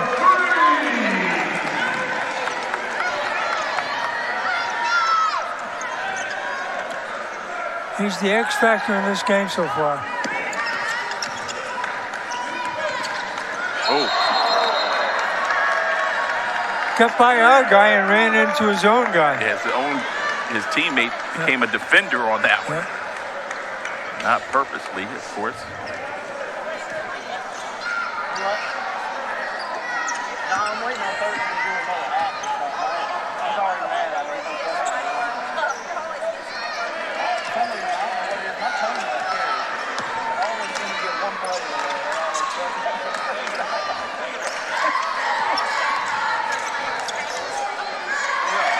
Good separation on that drive.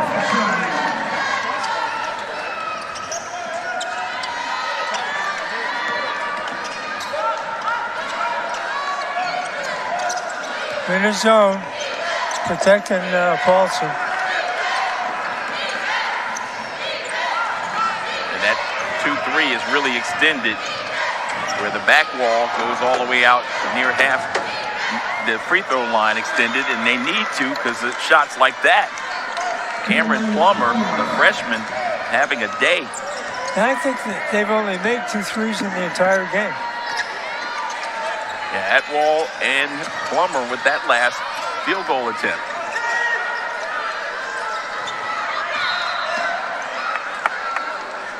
The foul is on tonight. Jabari Williams. That's his second. The team's 5th foul. Please welcome back to the court. You know, when you look at the foul situation, there's 10 minutes to go. You can see where there could be an awful lot of free throws shot the last 7-8 minutes of this game.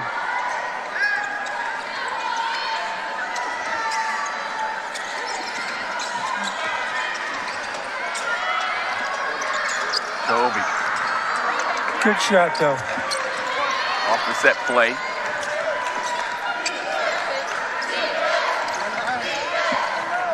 All the way to the bucket. Shot partially blocked. Second opportunity goes down. That's Ragland. His fourth field goal. Yeah, I'll hand it to the Knights. They can drive on you if you're in a man-man. They can drive on you if you're in a zone.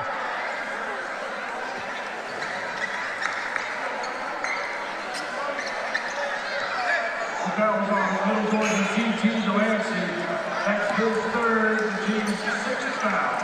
Back in the game for the Jaguars. Tias checks out. Louis Nonfon returns. 9 minutes, 19 seconds left to go. We're in the second half. Jaguars and Middle Georgia. Second meeting of the year between these two teams.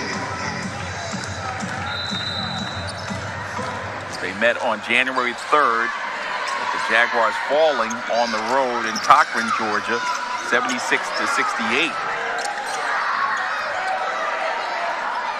Nonfon. Luis is having a good night. It's nice to see somebody pick it up when your main guy's not having a good night. There's Mr. Atwall again. Slipped into the post, got the pass. He's a pretty sneaky, slippery guy. Atwall now with 16.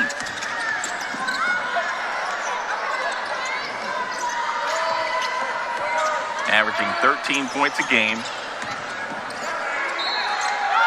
And finally,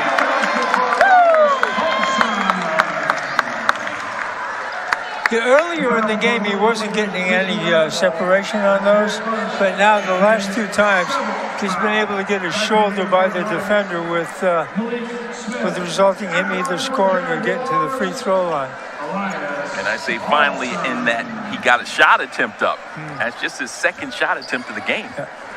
He's had a hard time getting him open. I looked at most of the box scores on the season. Paulson is an efficient shooter, as you know. His average shot attempts per game is around 11.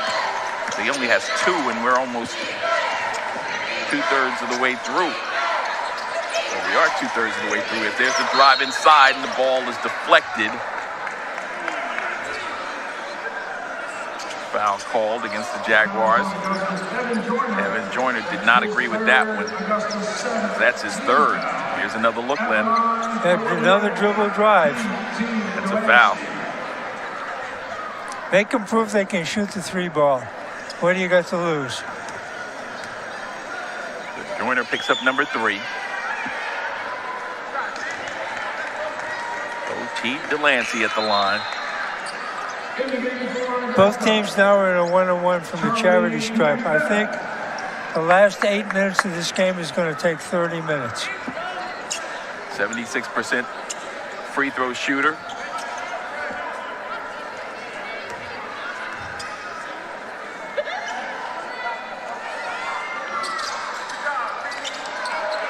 And it finally finds the bottom.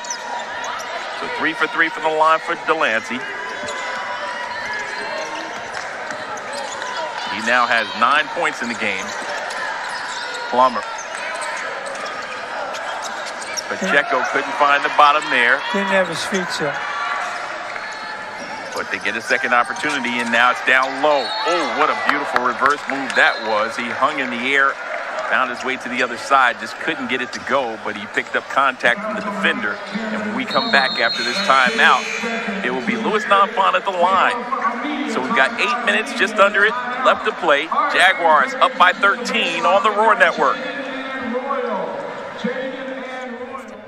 At the Augusta Marriott at the Convention Center, where comfort meets the heart of downtown Augusta. Relax in spacious rooms designed for a restful stay and a refreshing view. Start your morning with a workout in the fitness center. Savor every evening at Augustino's Italian Eatery, where local flavors meet classic taste.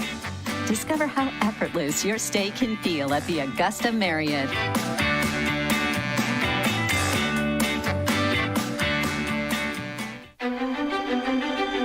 Discover unparalleled event spaces at the Augusta Marriott in Augusta, Georgia. From intimate boardrooms to expansive conference halls, our versatile venues cater to every occasion.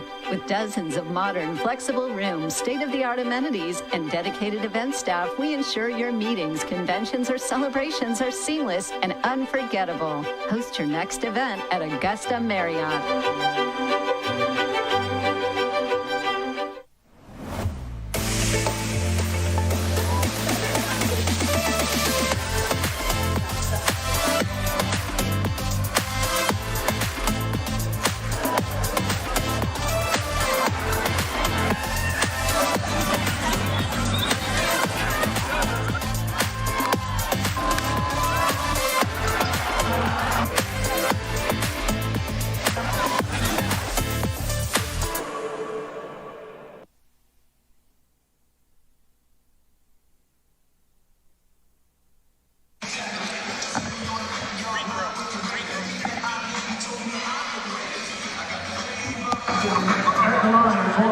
Back inside Christenberry Fieldhouse, you see Chad Cook right there, one of the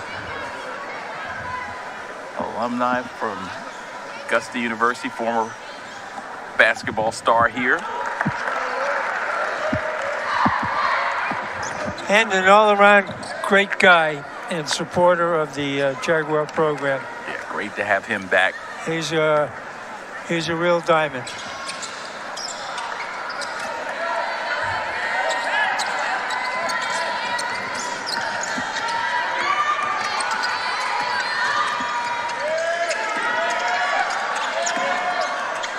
On the right wing, the fling. Ball tipped by Charlie. He's back on the floor.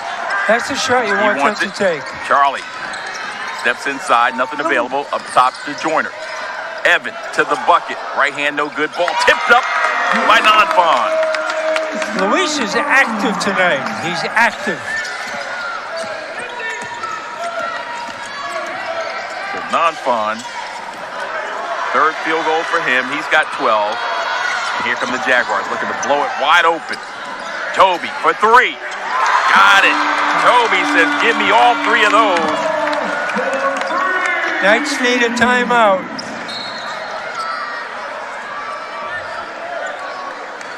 Fouls on Augusta's Charlie McBeth. That's his second. Augusta's 8th foul. Nice pass. Second game for the Jaguars, Mitus. Checking in for the You know, Charles, when you and I played, we ran to the basket. Today they run to the corner. Yeah, you run a break. The point guard, which I was, brings the ball down the middle of the floor with wings on either side. And then when you get to the free throw line, everybody dives in. Right. And now, yeah. Those days are gone forever. Or if I decided as the point to take it all the way to the basket, I'm looking to kick it rather than make the layup. I'm right there at the basket.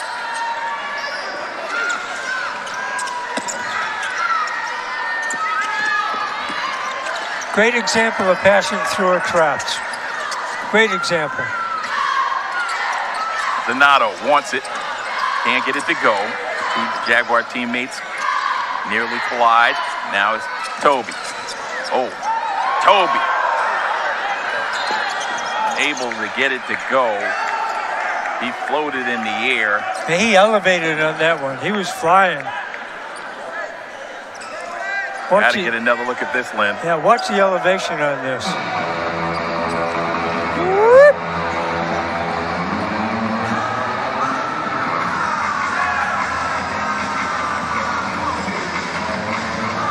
Youngsters earning their keep over there with courtside seats. Showing some quickness, too. Absolutely. They didn't get all of it. The officials asked them to come back and hit this area right here. We need you to do a little light buffing.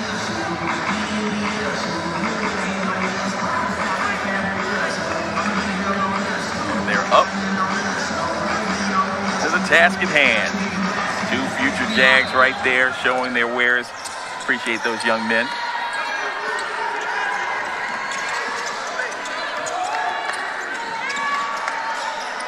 From the perimeter, three ball on the way. Taken back by McBeth, and he throws it into the lower extremities. You know, they got a pretty big lead right now, but there's no need, and what Tim's jumping up about, there's no need to shoot that quick. It's only 6.5 left. Use the clock. Gave the young man a little extra time as Donato needed no time at all to release that one and found the bottom. Mitus with another field goal for the Argentinian. Atwell with an answer. Atwell's been a one-man army tonight. So Christian Atwell, who entered this game with 40 made threes on the season, buries his second one to cut the deficit to 16. We've got a media timeout on the floor. 6:06 left to play, and the Jaguars up 77-61 right here on the Roar Network.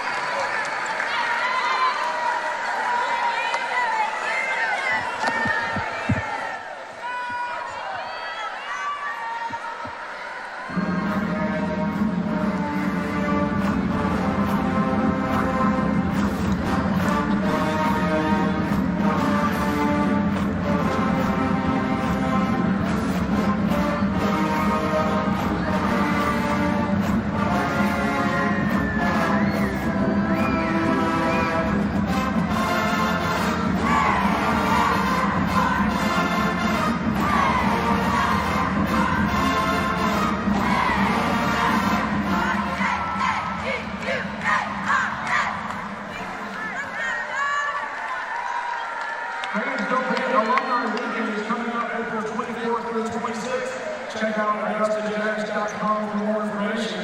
We're going to be welcoming back and honoring distinguished alumni and outstanding youth alumni. Registration is open for Alumni Weekend, April 24th through 26th.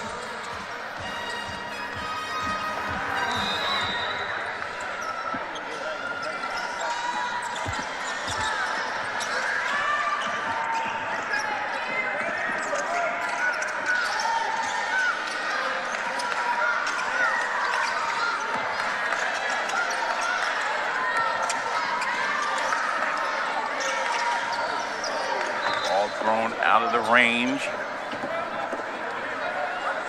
of non-fun and out of bounds. That's a turnover for the Jaguars. Good clock management. Just a bad pass. They worked the ball for around 15 seconds and made a bad inlet pass to the post guy. And now give up a drive inside.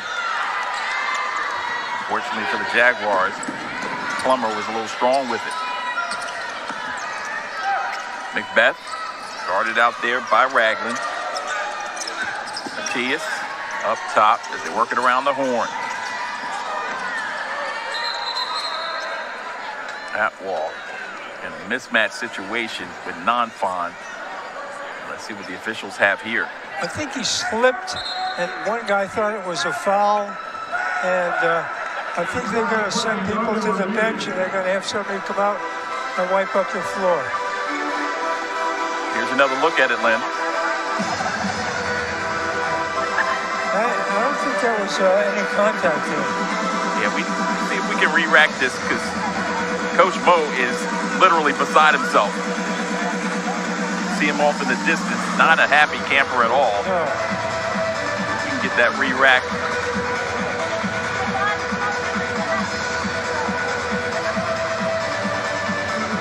Once again, ladies and gentlemen, if you want tickets to any Augusta University event, all you have to do is go to tickets.augustajags.com. This is the most active I've seen Luis.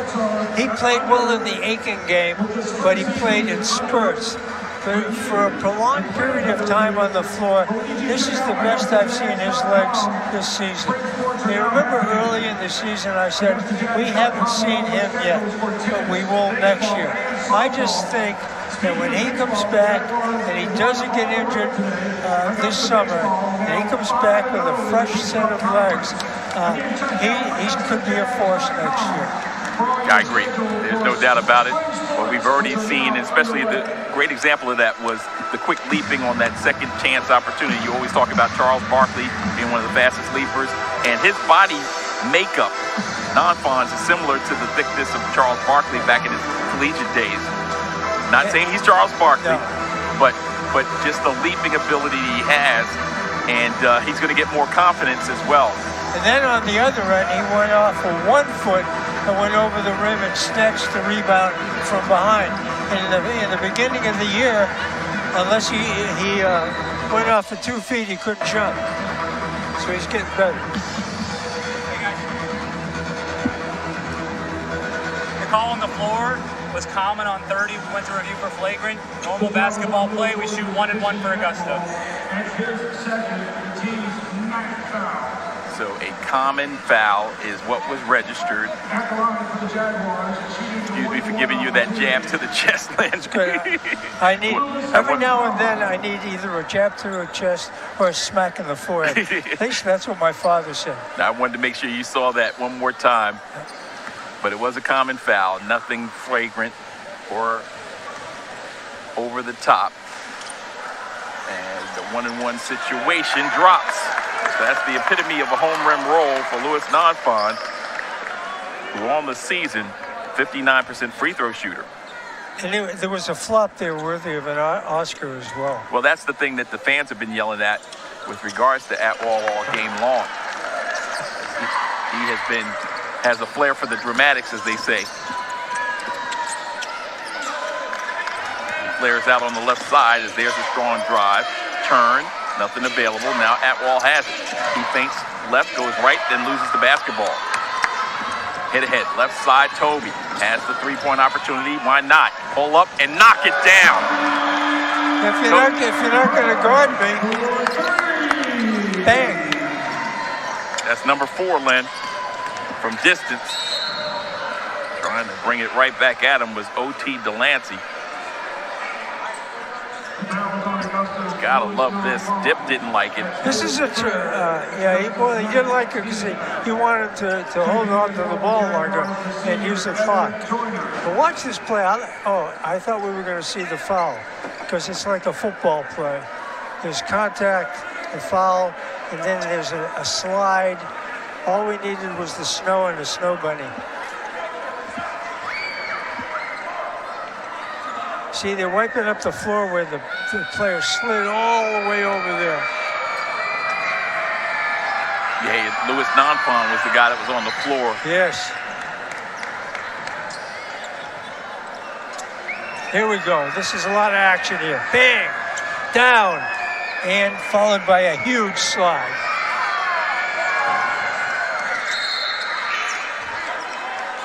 Delancey makes good at the free throw line. 4:43 left. 19-point game. Still part of Homecoming 2026 here inside the Christenberry Fieldhouse, the home of the Jaguars. Senior day as well. Soon to be senior night.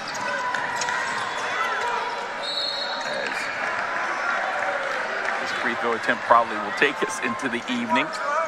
Luis is feeling it.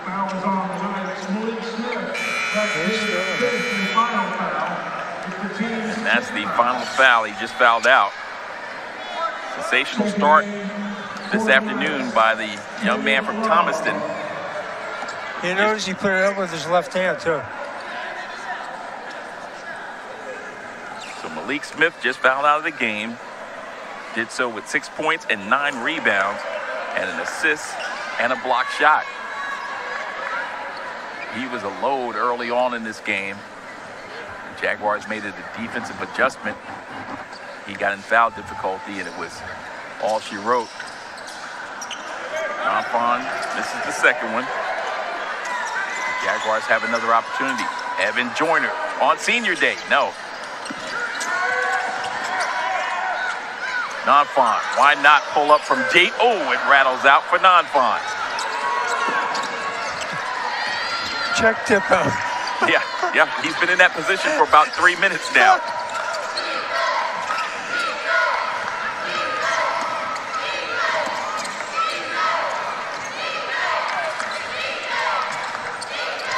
You've seen him many times in that position in his office, but not so much on the bench. But you know, that is what are they thinking position. And if it was a close game, believe me, he would be chewing some tail right now. But he knows he's going to win, and he's just, it perplexes him because he's anal, he's a perfectionist. 17-point advantage for the Jaguars, 3:47 left. We've got a scoring update for you. Lander locked up in a beauty with USC Aiken, 61-59 with 3:44 remaining.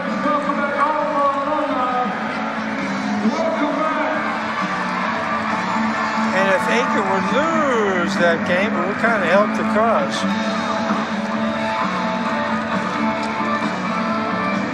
And we touched on the fact that the Jaguars have a slim hope of making the postseason. But it will definitely fall in the hands of some of our conference opponents, allowing us to get there. And they've got to handle their own business as well, as it appears they're doing right now. Next home game is the final regular season game of the year for the Jags. It's Wednesday night against North Georgia.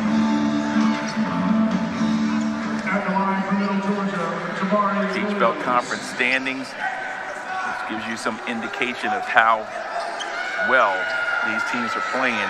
Aiken giving Lander all they can handle, and Lander 14-3 in first place in the conference.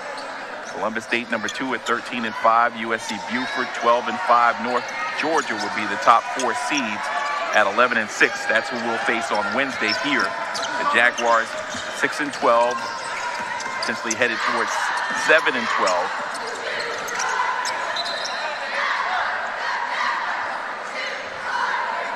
Right now, USC Aiken 6-11.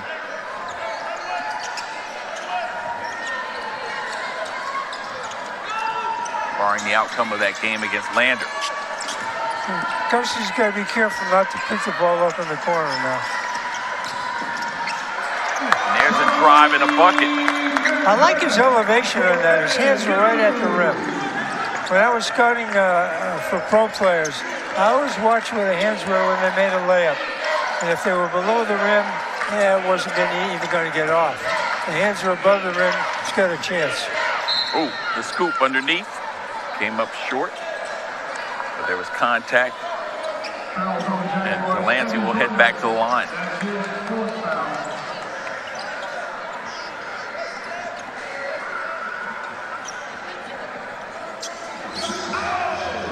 Evan Joyner picking up foul number 2. Yeah, both of them in the bonus right now, so these next 3 minutes could take 10 minutes. Depends on whether the Knights press or not and foul. OT.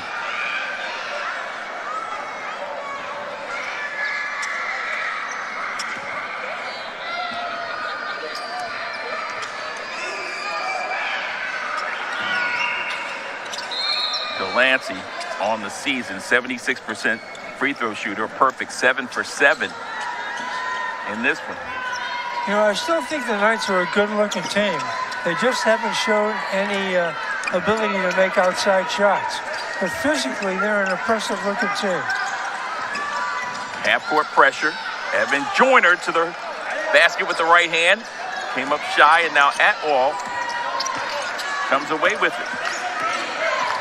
Atwell looking to call his own offensive scheme. Instead, he throws it away. Non-fawn.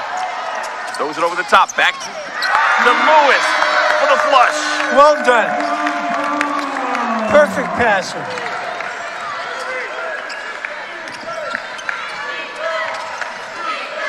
Reward the big man who set you up. Pacheco did so there. Playing his own, making him kill the clock. 18-point advantage for the Jags. Atwell.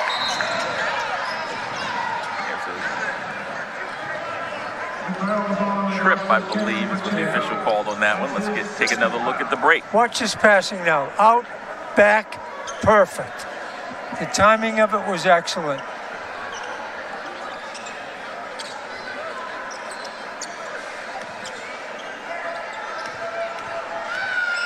Christian Atwell.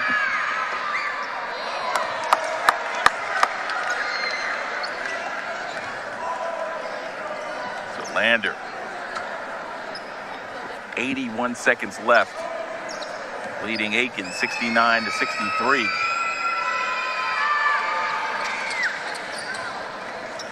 Atwell knocking down another. So again, Augusta lost to Aiken here on our home floor.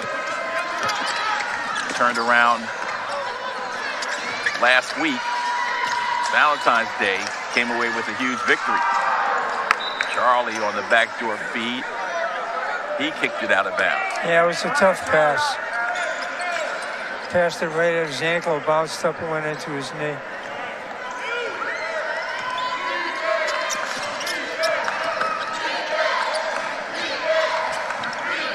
Inside of 2 minutes left.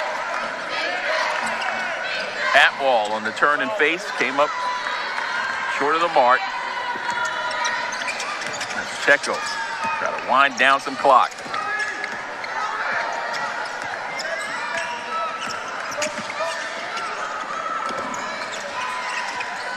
Get out of the corner.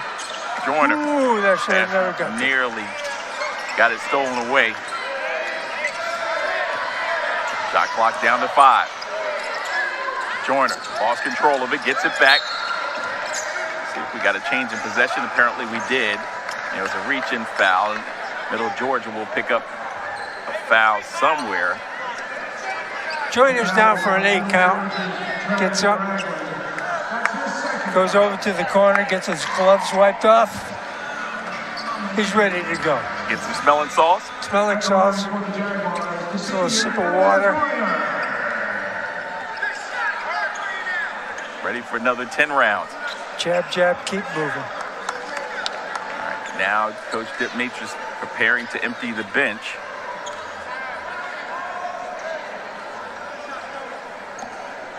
That will include Tanner Harrell.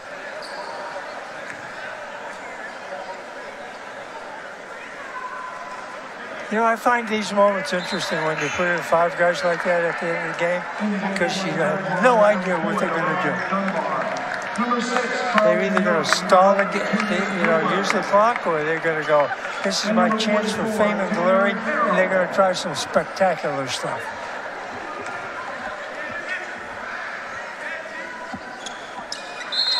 And now the senior, last graduate, student. Young man out of Greensboro, North Carolina, Evan Joyner gets a loud applause as he heads off the floor. His senior day duties are done.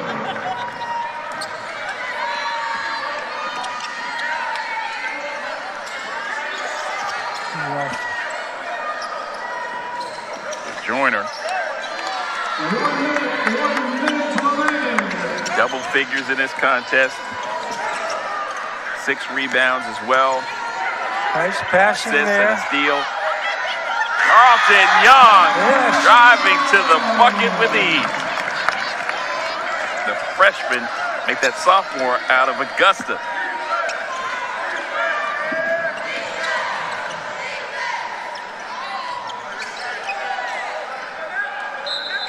Atwell following up Delancey's miss with the bucket. Well, I don't know why.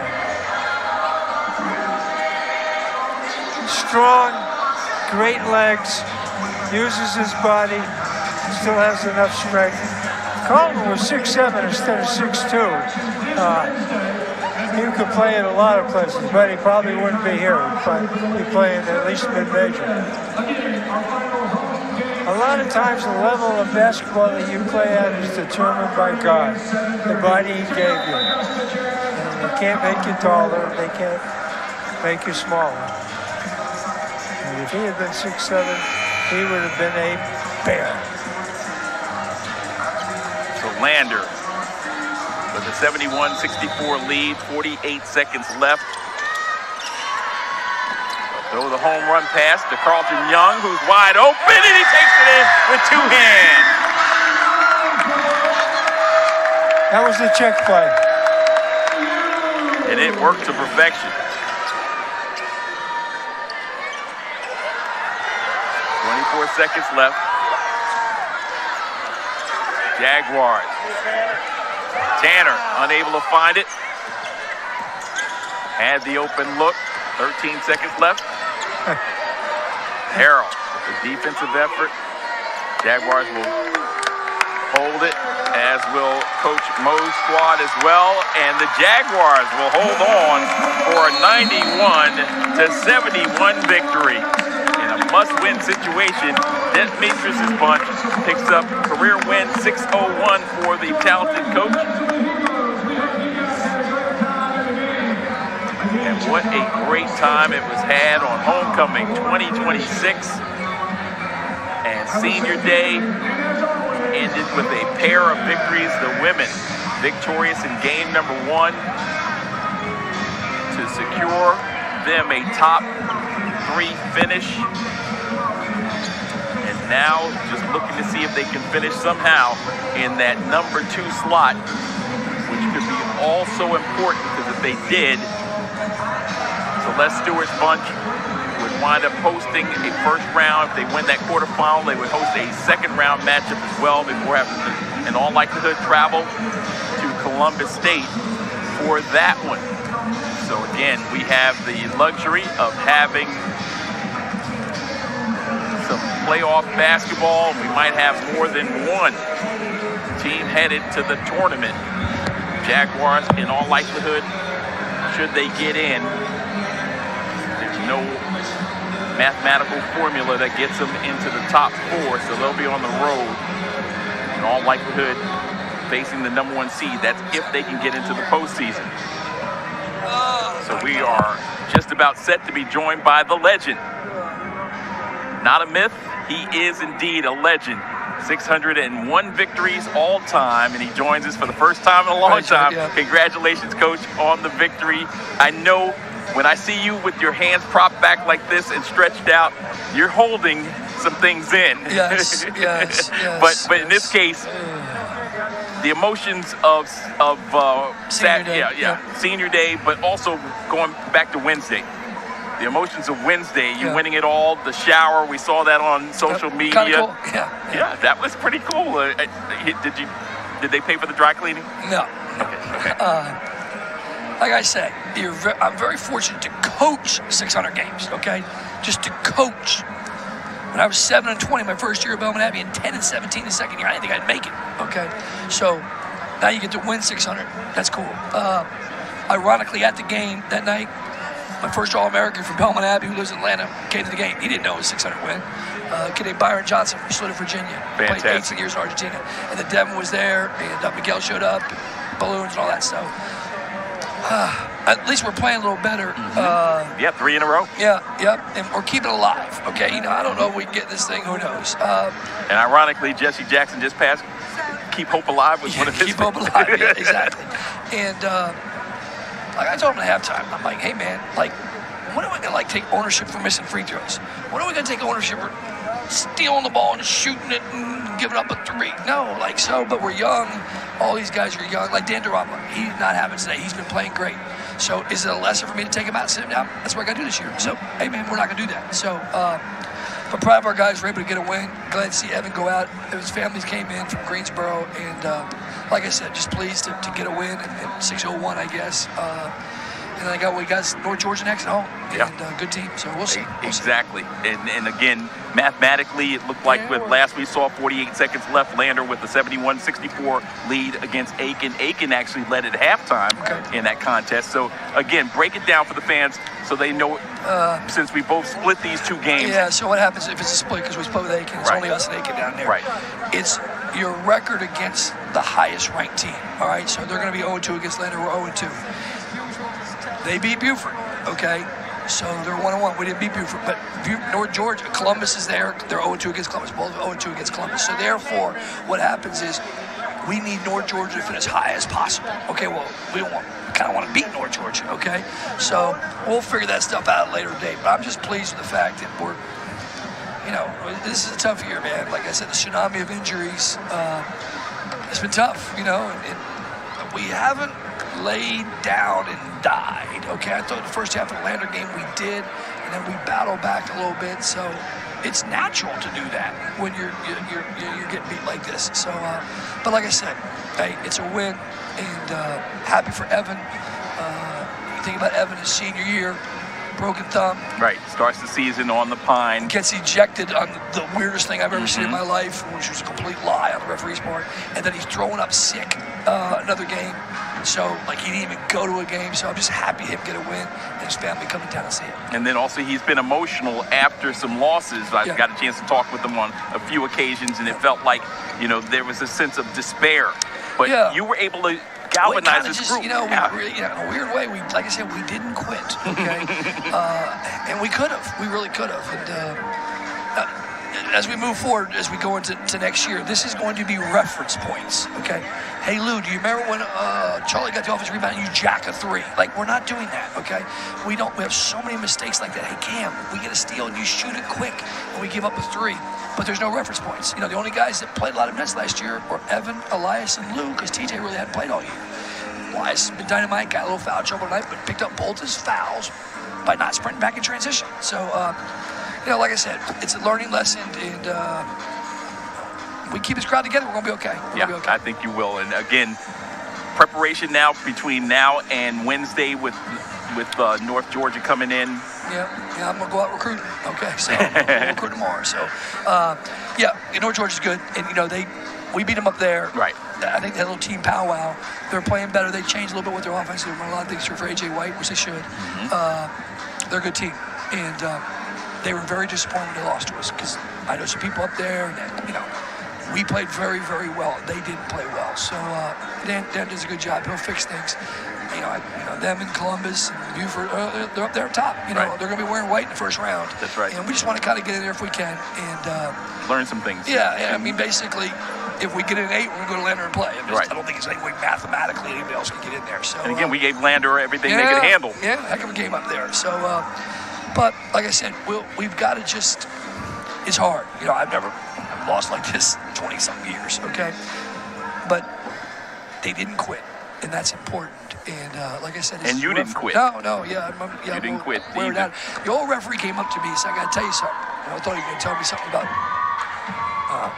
Larry Cohen-Murley out there. And he said, "Hey, this is my last game officiating." I said, "Oh, okay." And I've only had him twice. I've done a Flagler and had him here. And I've never had him up until his career. I say, "I wish you best of luck." So I think I got a few more. I don't know if I got another 100, maybe another 100 in me. Tyree texts me. All these guys text me.